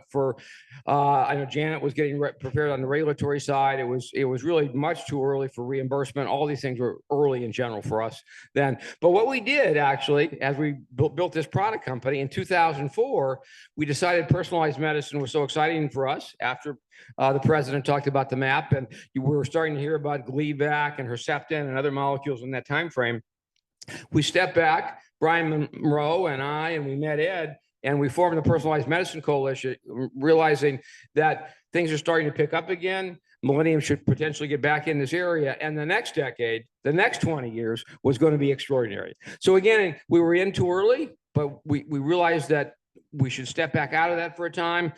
Personalized Medicine Coalition, and then we're watching all this extraordinary success over the last 20 years. So similar to Mark, actually, I started getting interested in this perhaps 7 or 8 years before the White House meeting. Actually, Mark and I worked together at Genentech, and I was fortunate to be there when we started putting Herceptin into the clinic. But I went to Duke as Chancellor for Health Affairs, and part of my responsibility was the healthcare delivery system. In 1997, we created the first very large integrated academic health delivery system, full community-based health delivery system involving many, many hundreds of thousands of people. And one year, probably in 97, wanted to see what kind of care were we actually delivering. I mean, we were considered top 3 or 4 by US News and World Report for whatever that's worth. And in a study that we did internally, we saw 2 million patient visits in that year, and virtually all of them were for episodes of diseases that had been long established. And thinking about the evolution of medicine, when science came into medicine, it really did focus on the fact that diseases have a cause and physicians should find them and fix them. And that's the way physicians are trained. Patient comes in, they have a problem, you look for the nature of the problem, diagnose it, and you try to treat it. I began thinking that we were already seeing that many diseases could be predicted long before they became clinically relevant, such as heart disease, the Framingham study. And more and more and more, we started seeing that there were predictors for disease long before they came. So my thought was medicine is facing 180 degrees the wrong way. Rather than looking solely at disease after it appears, we ought to be thinking of life rather than an event, which is a disease. Life is a journey. And in that journey, we are beginning to get predictive capabilities to anticipate an individual's risks and try to mitigate risks before they become disease. And if disease then does occur, just as we've been talking about over the last 2 days, understand the specific molecular basis and treat it specifically. We knew that for most very expensive therapies at that time, and still today, only 40 or 50% of patients ever responded. So the concept of personalized healthcare started, I would say we started talking about it at Duke in the late 90s. At the time of the entire sequencing and the tremendous attention to this, I am to be fortunate to be chair of the Association of American Medical Colleges, the deans, the heads of all the medical colleges and many of the large academic health systems, and the Association of American Physicians, largest group of internists. And I gave my presidential addresses in both of them, 2003, 2004, the transformation of healthcare to personalized healthcare. So that's the way it came about. And then when the White House made this announcement, I think it really validated, as if it needed validation, but it was good to have that validation that this may transform the entire approach to healthcare. So the sequencing of the human genome, I think, really threw down the gauntlet and the challenge. Now that you're starting to get predictive capabilities, what are you going to do about it? And from the healthcare delivery side, I continue, and even now more passionate, to say we have the responsibility to understand and do something about this wonderful technology. And one of the previous speakers, one before last, said that we ought to get health systems involved in this particular conference. I couldn't agree more, because ultimately, if you say, what do you want all of this information technology capability to do, is to transform healthcare broadly, to improve health. One of the greatest problems we have in this country is the incredible expense of healthcare delivery and the epidemic of chronic diseases. We have the inherent capability to do something about it. And I was very, very pleased at this meeting to hear how much progress is being made. Thank you. Janet, what were your thoughts back then? Maybe not.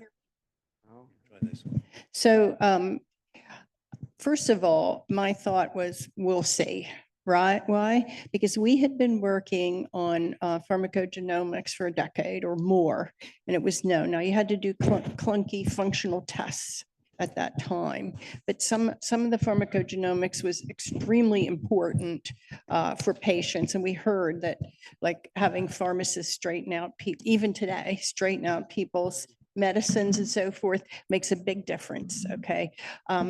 And despite all of that, and we were, of course, pressing on the drug industry to not develop new drugs that had a lot of interactions, potential interactions with the SIP system, for example, and so forth. The clinical community was just clueless about this, and more or less remains clueless. And so that was the start of personalized medicine in a sense. But it was in late 2010 or something, or maybe, that we had to tell people we had a death of a baby of a nursing mother who's a fast metabolizer of codeine. This has been known for 20 years, this problem. So, so I was concerned. And then I went to, in maybe 2000, I went to talk to the oncology division, and Rick wasn't there. He's off doing something. And I said, you need to prepare, targeted therapy is coming, and you need, what are your policy positions that you're developing? And they said, oh, no, we're not going to see any targeted therapy. This was after Gleevec had been approved. So there's nothing in the pipeline. That's what they told me. So I was thinking, we've got a long way to go here all around. But I think, we've seen a tremendous transformation from the basic science and the sequencing the genome and so forth, enabling us to have a lot more insight. So we have a tremendous amount of knowledge, but those translational steps are still lagging badly, which is what people have talked about. Let's fast forward to the present, 20 years ago to the present. And we can go this way, begin with Janet, but what are your thoughts about where we are in terms of the hope back then and where we are today? And how would you characterize it? I'd say it's the best of times and the worst of times. That U.S. has the best healthcare in the world, and yet a huge number of people who have tumors amenable to a targeted therapy that's approved by the FDA don't even get don't even get their markers tested, or even if they are positive, they don't get the targeted therapy. That's what we just heard. That's to me the worst of times, because the old therapy is very toxic and it's less likely to help you, and you will probably die quicker and suffer more. So I think that I think one of the disjunctions we don't talk about that often anywhere is, and I often talk to the laboratory people or the people in discovery or people at NIH, they're my favorite. Oh, I discovered this and it'll be in, people be treated tomorrow. I even once had a congressional staffer tell me, well, we don't need the pharmaceutical industry because NIH does it all. So, but there's this huge gap between the basic science and the implementation science and the actual operational instantiation of whatever advance it is. And it can take 20 years. And it's because we don't invest in that part of it. All right, we keep throwing money at basic science. Don't get me started with this. I have nothing against basic science, but you know, if we don't pay attention to all the steps along the way, we're still going to be having this meeting in 10 years and we're going to say, woe is me, we know all this knowledge and we could save all these lives, and these people are still dying. Well, You know, as I said, 20 years ago, I gave two talks, and I said to all the deans and heads of health systems and to a very, very large group of primary care physicians about this new model of care.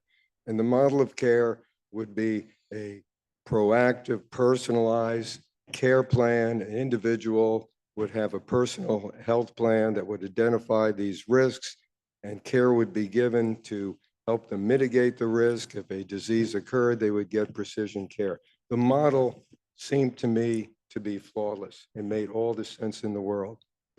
20 years later, well, I'm no longer surprised because I've seen it every step along the way. And I've also seen this being in charge of a very large health system. What we think is obvious, you know, I grew up as a researcher, and you would ask a question and you would do experiment after experiment after experiment, and you would come as close as you could to determine that a model was correct. And that was it. You know, the model was correct. When you come up, one of the things that astounded me when I became chancellor at Duke, and I had to deal with the chairman and the physicians and everybody else, when a very, very good idea was created, really a solution to a problem, my feeling was, well, you explain it and that's done. What I realized is that the creation of the solution is at best 10% of solving the problem, because you need to get everybody else to come along to make it happen.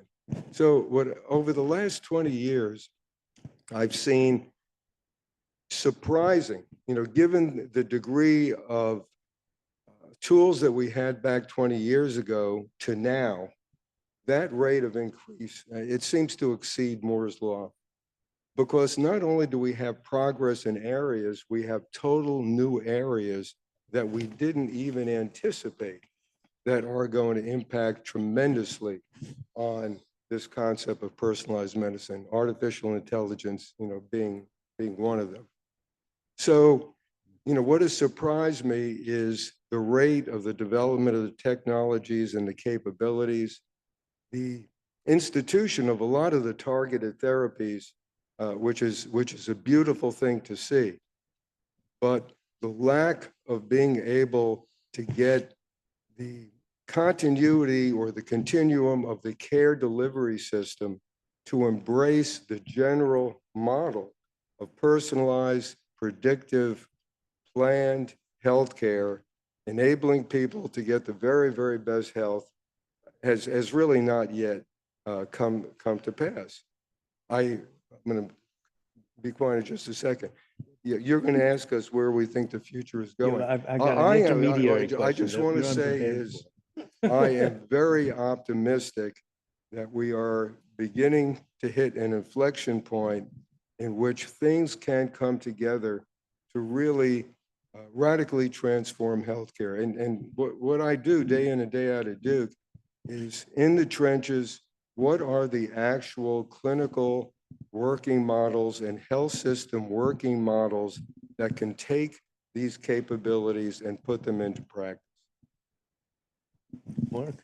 Yeah, Ed. So, I told you about our experience in the 1990s, and as we reflected on it, it was a little upsetting, but it also, we learned a lot. And one of the things, as a few of us in the 2006, 2007 started to think about, is if you look at antibody therapies, you have Kohler and Milstein in the mid 70s, there really weren't successful antibodies for 15 to 20 years.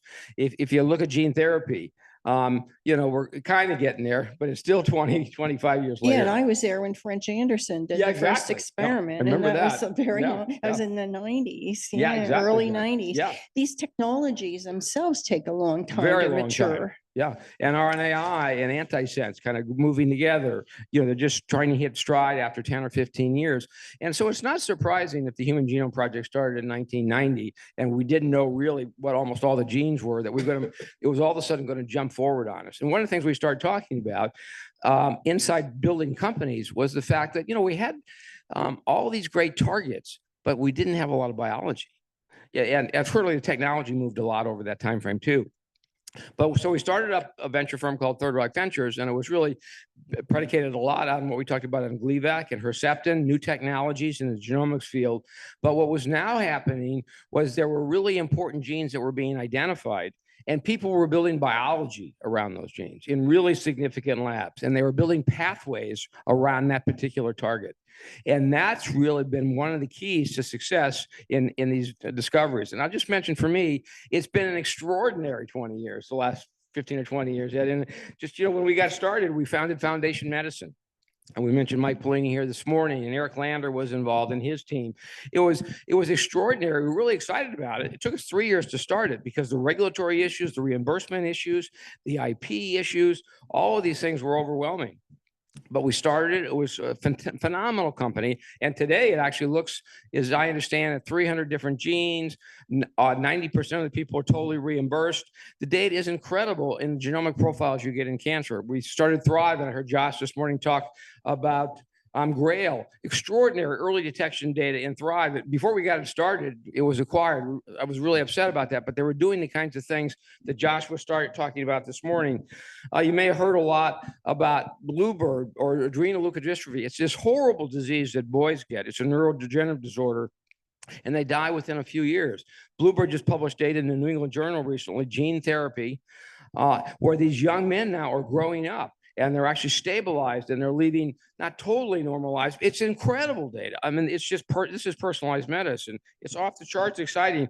One of the companies was so exciting for us was Myocardia and Blueprint. They were both small molecule companies. One of them was based on the biology of myosin. The other one was based on the Gleevec understanding of and the BCR-ABL experience turned into a kinome and a chemistry in Blueprint. But both of these organizations have built extraordinarily personalized medicine drugs with diagnostics around extraordinary diseases that nobody's actually had an opportunity to really touch before.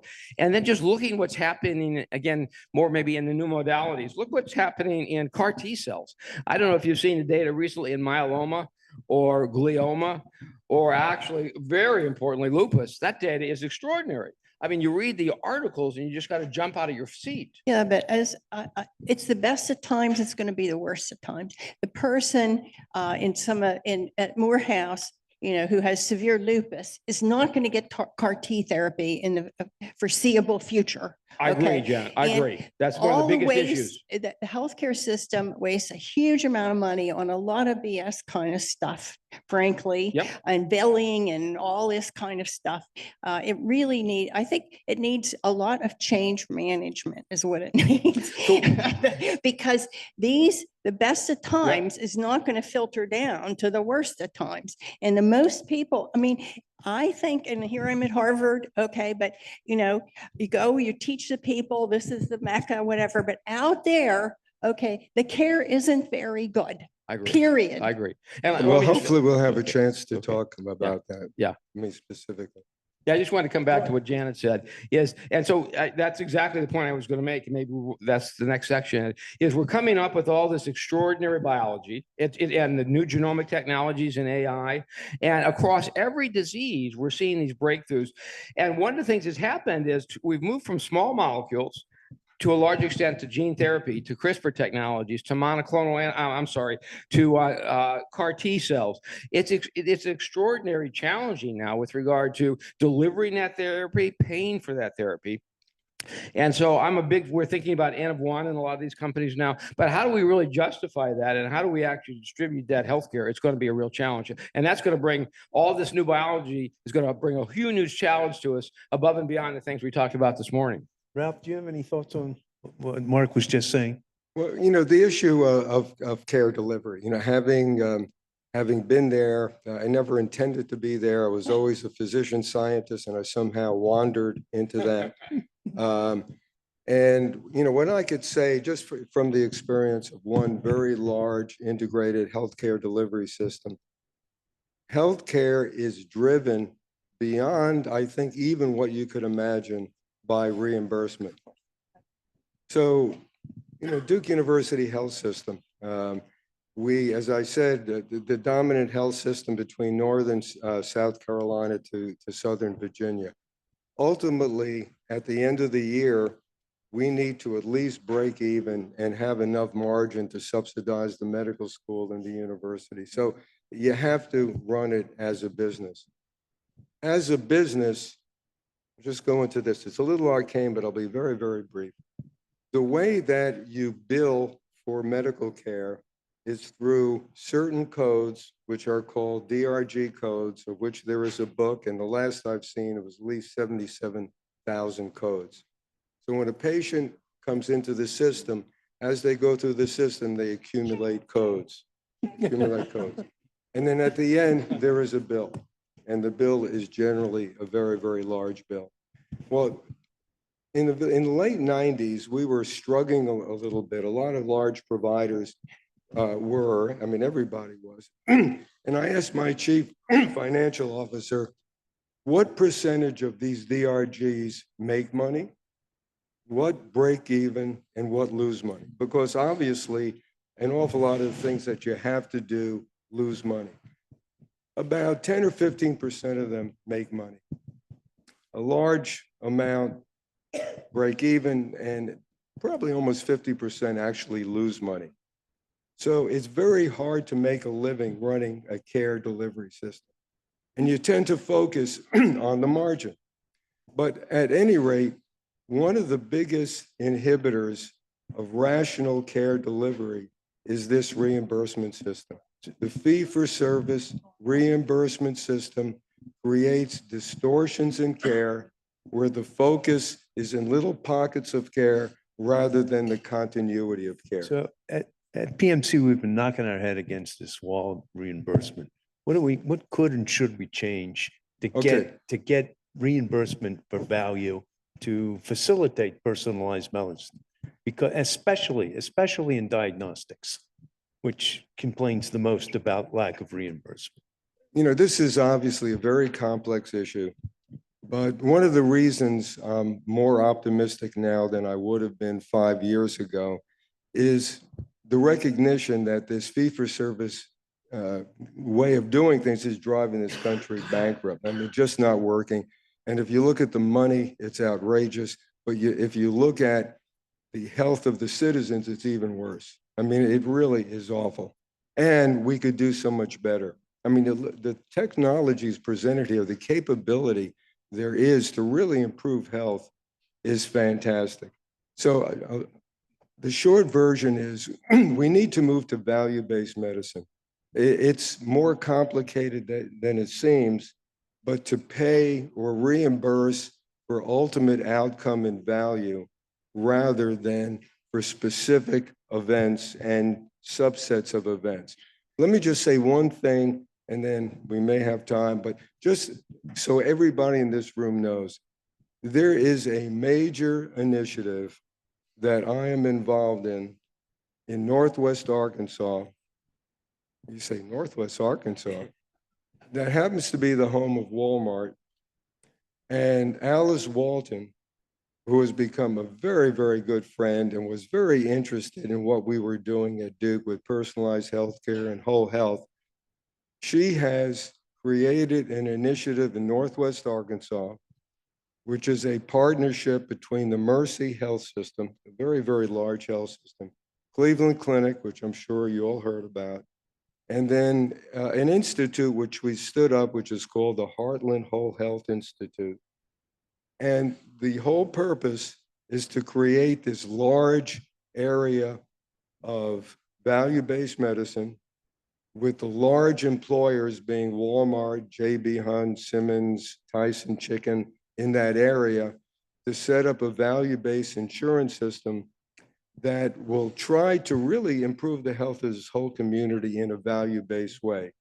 So a lot of the initiatives that you're talking about, particularly if you look at how they could ultimately create value, ultimately it's going to save money. It may be 5 years later, but ultimately you have pretty good data could save money. There is this movement to do that. In addition,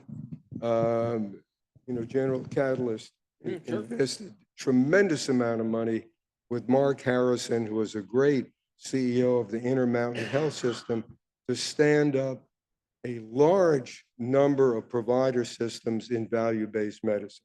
So there is a big movement now to say we need to have a care delivery system that could take this understanding and capabilities and put it into practice. And what I'm doing at Duke with this center is to create actual working models for care delivery, which are based on the concepts of personalized medicine, the general concepts of risk assessment and continuity of care. And for things such as congestive heart failure, which is a major cost to the healthcare delivery system, we've shown we can reduce costs by almost 50% and reduce morbidity. So we just need to have that environment in which we could set this into clinical practice. That's great, Ralph. Janet, nobody has done more than you personally to encourage the development of targeted therapeutics, really changing the way the drug industry develops drugs. I'm wondering from the perspective, now that you're no longer in government, and from the perspective of 20 years, what you would do to improve the system and to facilitate more personalized medicines, which we all know are better medicines. Well, I mean, I don't think the problem is with the science or the development community. I mean, I wish people would share more information more freely. Obviously, everybody wishes that, but it may not happen. I mean, I'd call Ralph and say, are you actually trying to change how medical care is structured, not just the reimbursement? We have guild systems. So we have people with 19 years of education doing colonoscopies and charging, I don't know how much they charge. Okay. We have, we don't utilize pharmacists. We have a lot of primary care is burdened by doing what's essentially social work. Okay. They have to screen for food insufficiency, and they have to screen for homelessness, and they have to screen for domestic violence. And pretty soon they're not going to do preventive medicine. They're going to have to go through their checklist. So my belief is that the healthcare system needs to be reinvented from the bottom up, and then the new science can fit into this. And that is not something that you hear discussed very much, because there are a lot of people who benefit from the way it is currently structured. But it's so painful now and so expensive, as you said, bankrupting the country. I think there needs to be a conversation about this. I couldn't agree. I couldn't agree more. I hope that you and I can have those conversations, because really that is the truth. But I believe that the change is going to come from the outside in rather than from the inside out. It's going to take you. Well, you actually sound like the business person. Well, I've learned a little bit from you and from others, but the disruptions is going to have to come from the outside, because the inefficiencies are so great in the inside. It could be shown, and we've shown it. that doing things differently in a way, in a more streamlined, coordinated way improves care and saves money. Right. So, I mean, the answer is you're absolutely right. And the good news for everybody here is that when you develop those systems, then They what welcome. you fit into the They welcome systems work. I'll just say, when I stepped down from being chancellor at Duke, we formed this company. You know, interesting, I could have presented it at this meeting. It would have been fairly current. We took the NCCN guidelines and we put it essentially into software so that we had a clinical system from the initial, not even the diagnosis. We started with somebody has a lump in their neck. Right. Okay, that's where you Suspicion, start. right. What's the diagnostic workup? And then what are all the therapies? What are all the guidelines? And we sold it to McKesson. God knows what they do with it. I think they're using it in US Oncology, but the capabilities are there. Right. We just, if you Right. talk about this coalition, I'd love to see this coalition expand to reach into care delivery. Yeah, and we have to get away from believing the clinician out there in the office can remember everything. It was fine when we had 4 humors we were dealing with, okay? And you had to figure out which humor was bothering the patient, okay? But we're a long way past that, and nobody can remember all this stuff in their mind, particularly in primary care, okay? And what I've seen is people being sent to specialists, burning all this money, all this testing and everything. Nobody really gets to the diagnosis a lot of times. So I think, yeah, enabling clinical decision support is going to be critical, but we have to get away from the idea that the doctor is a god who can remember everything that was ever taught in medical So, school. Mark, with all this in mind, what could we do to increase investment in R&D and clinical and implementation? Since that seems to be the key. You don't mean the R&D for actually developing drugs? Yeah, the whole spectrum to more investment in getting personalized medicine to patients. We just heard in the previous hour that 60% of patients weren't getting targeted therapies that would help them in non-small cell lung cancer, and it's inexcusable. So what does the investment community need to generate more money? No, that's a great question. And I maybe just a couple comments before that is, you know, as I said in the 90s, we didn't make a big difference with all this technology. Going forward, this technology is going to create so many new possibilities in drugs in every disease, from neurodegeneration to cystic fibrosis to Parkinson's. I mean, it will go on and on and on. And so you know, sometimes when we talk about these things, it seems like we think there's going to be some equilibrium between all the products that are going to come out potentially and how we're going to fund them. And I'm not sure that equilibrium actually exists. And there has to be some rational thought about how all of this fits together. So, you know, when we were working with everybody at Millennium or biotech companies, when we would negotiate with a pharma company, and this gets us a lot of the ecosystem value we were talking about, we would sit down and each side would sit down and do a net present value calculation of what the pipeline would look like. Pharmaceutical companies would always negotiate for 75%. The biotech companies would try to get 50%. But that was the pie. You know, there's 100% of the value. How do we split that up if we do good stuff? And that comes back to the ecosystem value or the value chain. And the value chain here is above and beyond biotech and pharma, right? Obviously. It's the doctors, it's the hospitals. We heard a lot this morning about the PBMs. The list goes on, and the diagnostic companies, and all of those surrounding organizations are looking to get a piece of the pie. It's not just biotech and pharma. And so that piece of the pie has to be thought about holistically. And so many times over the last 20 years, we've tried to found companies with diagnostic companies, the big ones, a lot of resistance in doing that because very conservative, at least they had been in the past. We've tried to found them a lot with the health organizations, not a lot of bite on that. Potentially a conflict of interest, you know, to share the pie, to work on these areas together. Imagine diagnostics, healthcare, and biotech companies getting together in particular diseases and working together and splitting the pie up and knowing how you're going to pay for it at the same time. So you have to get this holistic view of value because we are a capitalistic organization. Our main focus should be on patients, But as we said, we have to figure out how to split the pie. And that's going to take thoughtful people sitting down and thinking about what the whole pie is and how we make that happen. And it takes people from all aspects of the room here to do that, leaders in the field. And actually, I think maybe Ralph said it or Janet said it, is I think starting up companies in that space. And that's happening. We're starting to see those kind of healthcare companies, healthcare venture capitalists are starting to fund those. And we're seeing those all across the country. So I think that's one of the things, just listening to morning session, how do we actually fund those in a bigger way? How do we get more involved with those? How does the biotech and device companies, how do they work with those kind of organizations to make it a whole one pie as we go forward in these areas? That's a great answer, Ralph. Before I turn it over to questions from the audience, let me ask one quick question. Is AI the missing piece of the puzzle? You don't have to say it's the greatest thing since sliced bread. What do you really think? Because there's a lot of. So we work. You wouldn't be surprised. People know Google Ventures or other ventures. We work with a lot of AI venture capitalists and technologists. They're on our boards. They're on our organizations.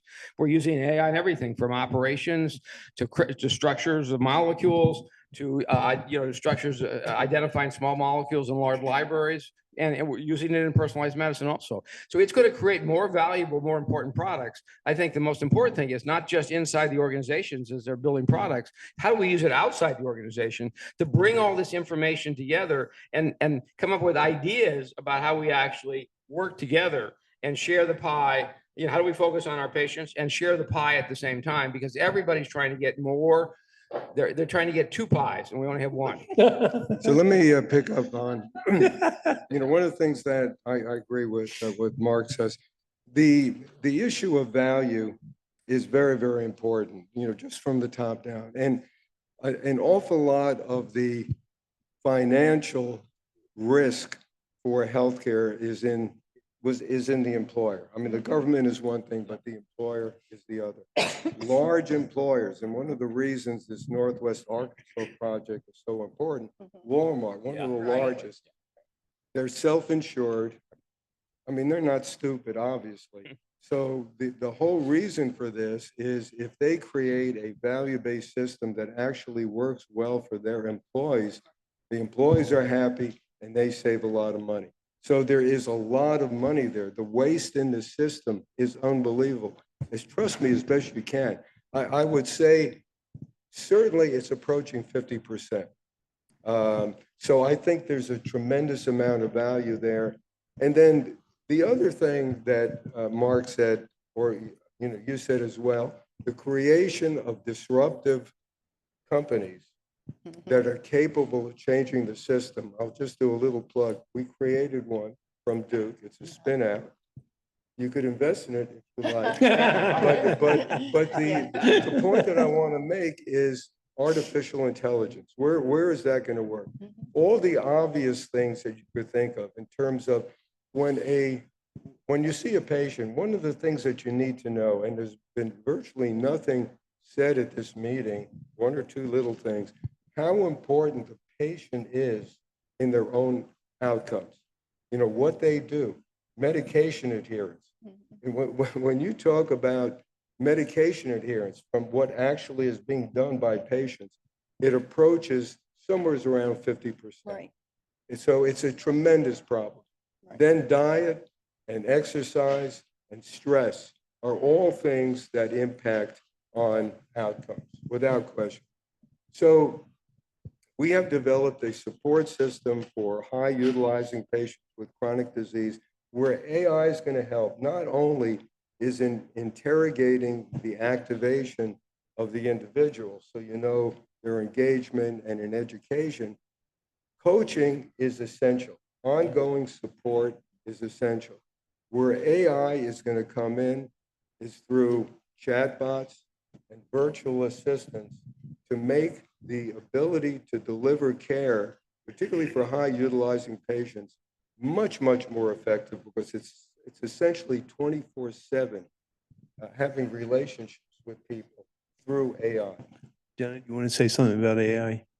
Well, I think that it's a tremendous opportunity to put efficiency into the system. I think that's great.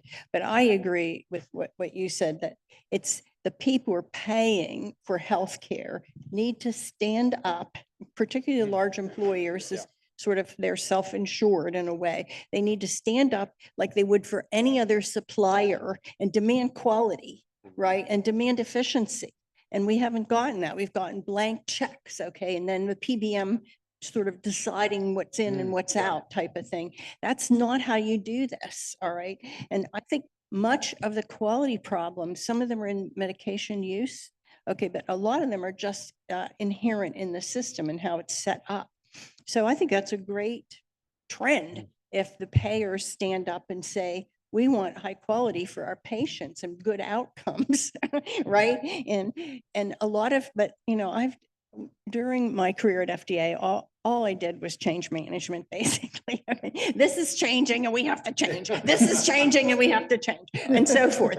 And, you know, that's what has to happen is you have to talk people, and you can't keep doing things the way you can't have medicine just being guilds, okay? You can't have, et cetera, et cetera. So, I think that's great. And that may be, I agree with you. It may have to come from outside because I don't see medicine on the inside reforming itself. Hey, just one kind of perpendicular comment is that if we really want to get the heart and soul of this, I spent a lot of time with high school students, and I was talking to the dean of the public health school here in town at BU. And we were talking about, you know, there's a huge push to have financial literacy in high schools. And, you know, when you get out of high school, you know, to know something about the world. And we were talking about what about health literacy? But could you imagine if high school students were educated in health literacy, all the things in general we're talking about today?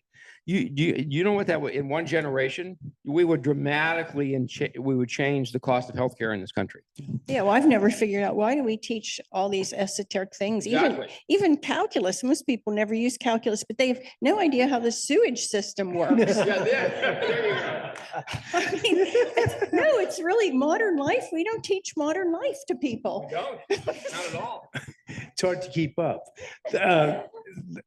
I see we've generated a lot of interest. Let's take a couple questions from the audience, starting with Julia. My name is Julia Vittorello. Some of you may have been here yesterday when I was telling my daughter Mila's story, my daughter became the first person in the world to receive a medicine for one person.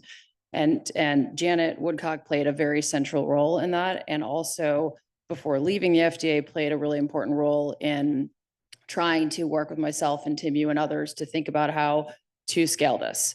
And I hear a lot of encouragement over the last 2 days. I'm not as knowledgeable about the cancer space, although my mother did die the same year as my daughter, of a EGFR mutation in non-small cell lung cancer. So I did learn a little bit about that, but I hear a lot of it of encouragement. And I will say that from my point of view, while I see progress and I'm really excited, it's been nearly 7 years since my daughter received this medicine and became the first person. And there have been about a dozen dying children since then that have received an individualized antisense oligonucleotide. Yet Global Gene says that there's 60 million children with rare genetic diseases that will die before the age of 5. So I actually will say that for me, the metric of whether or not we're seeing progress in the last 7 years, which is a long time, is whether there are exponentially more children being treated. And the answer is absolutely not. In fact, it's getting harder, longer, and more expensive to do what we did for Mila. So, and Janet is so central to thinking the right way about this and really tried to shift the thinking in the agency. But Janet, you and I have had a lot of conversations. I would just love to hear what you have to say of like, how do we do what we did for Mila? How do we make that become like a mainstream way of treating genetic disease? And I just would love others to hear sort of your thoughts on this. All right. Well, you know, I'm engaged currently in a very somewhat unpopular in some quarters effort to increase the definition of substantial evidence in the statute for efficacy to include programs that do not have a randomized controlled trial. Okay. Because I think 60 years of science since the statute was passed, we know a lot more about everything than when we did RCTs, which are basically roll the dice and do the body count. So basically what I'm saying is I think a lot of things have to change. We haven't really talked about the trajectory forward as far as the evaluation path for all of this.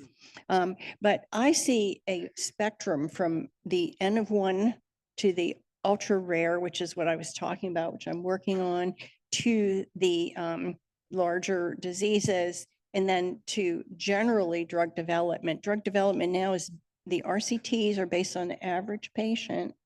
All right. And the change, and we know, as Ralph said, most people don't, or almost the majority of the people in the trial of the successful treatment haven't benefited from the treatment, right? And for medicine to really become more effective, we have to be able to give somebody a treatment that's actually going to work for them.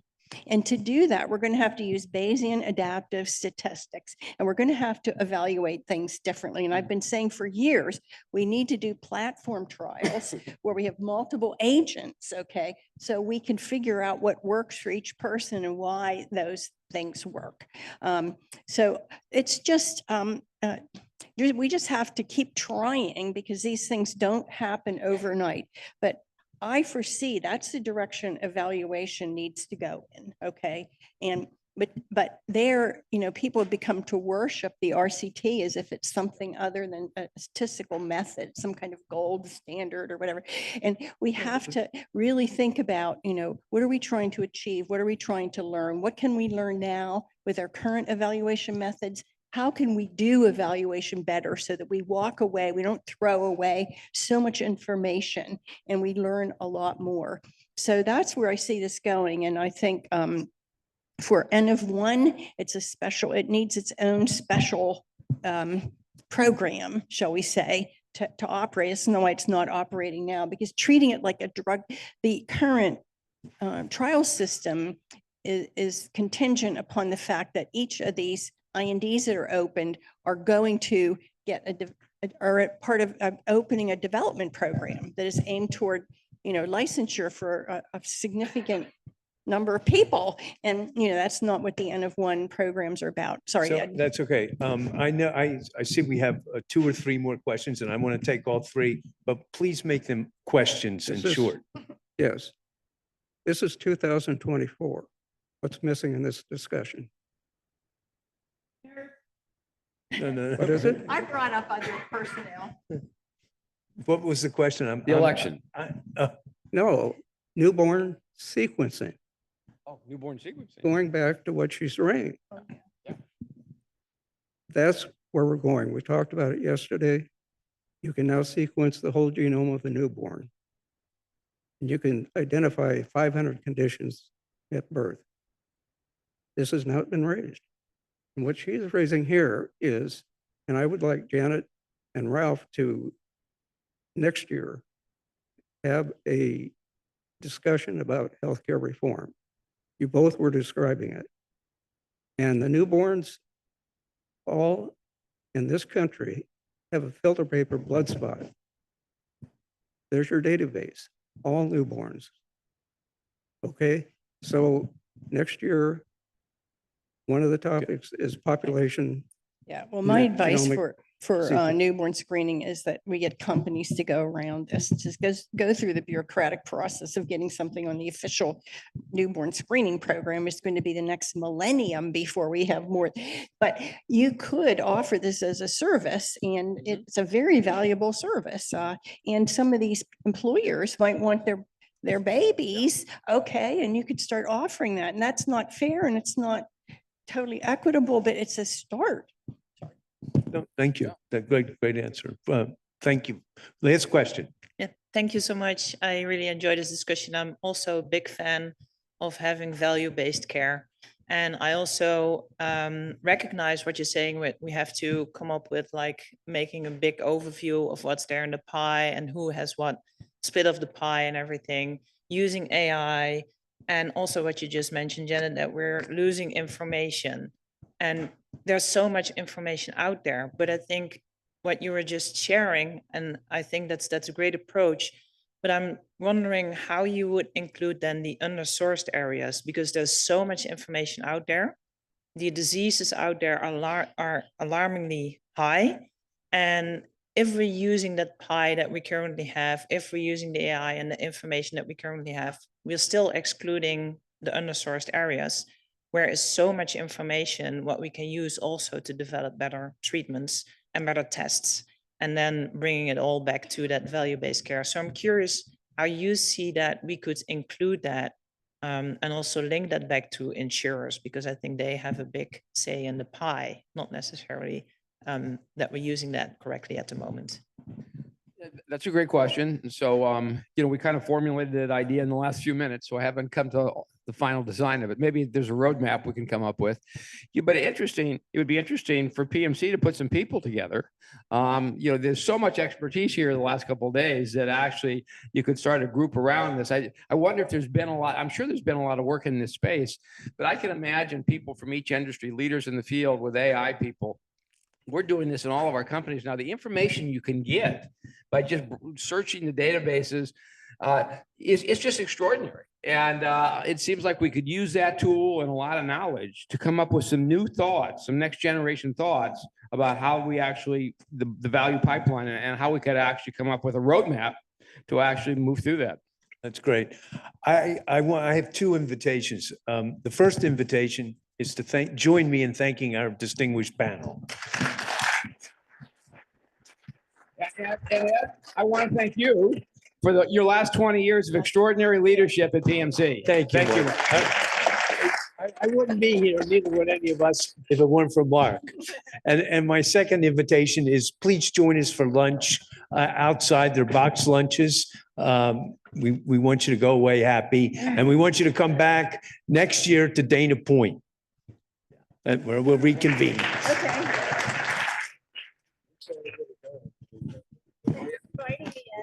Okay. Yeah.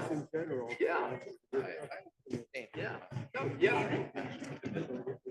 Yeah. Most things have had a great time. Meeting everyone. So I actually. I know that. That was great. That was great. I think.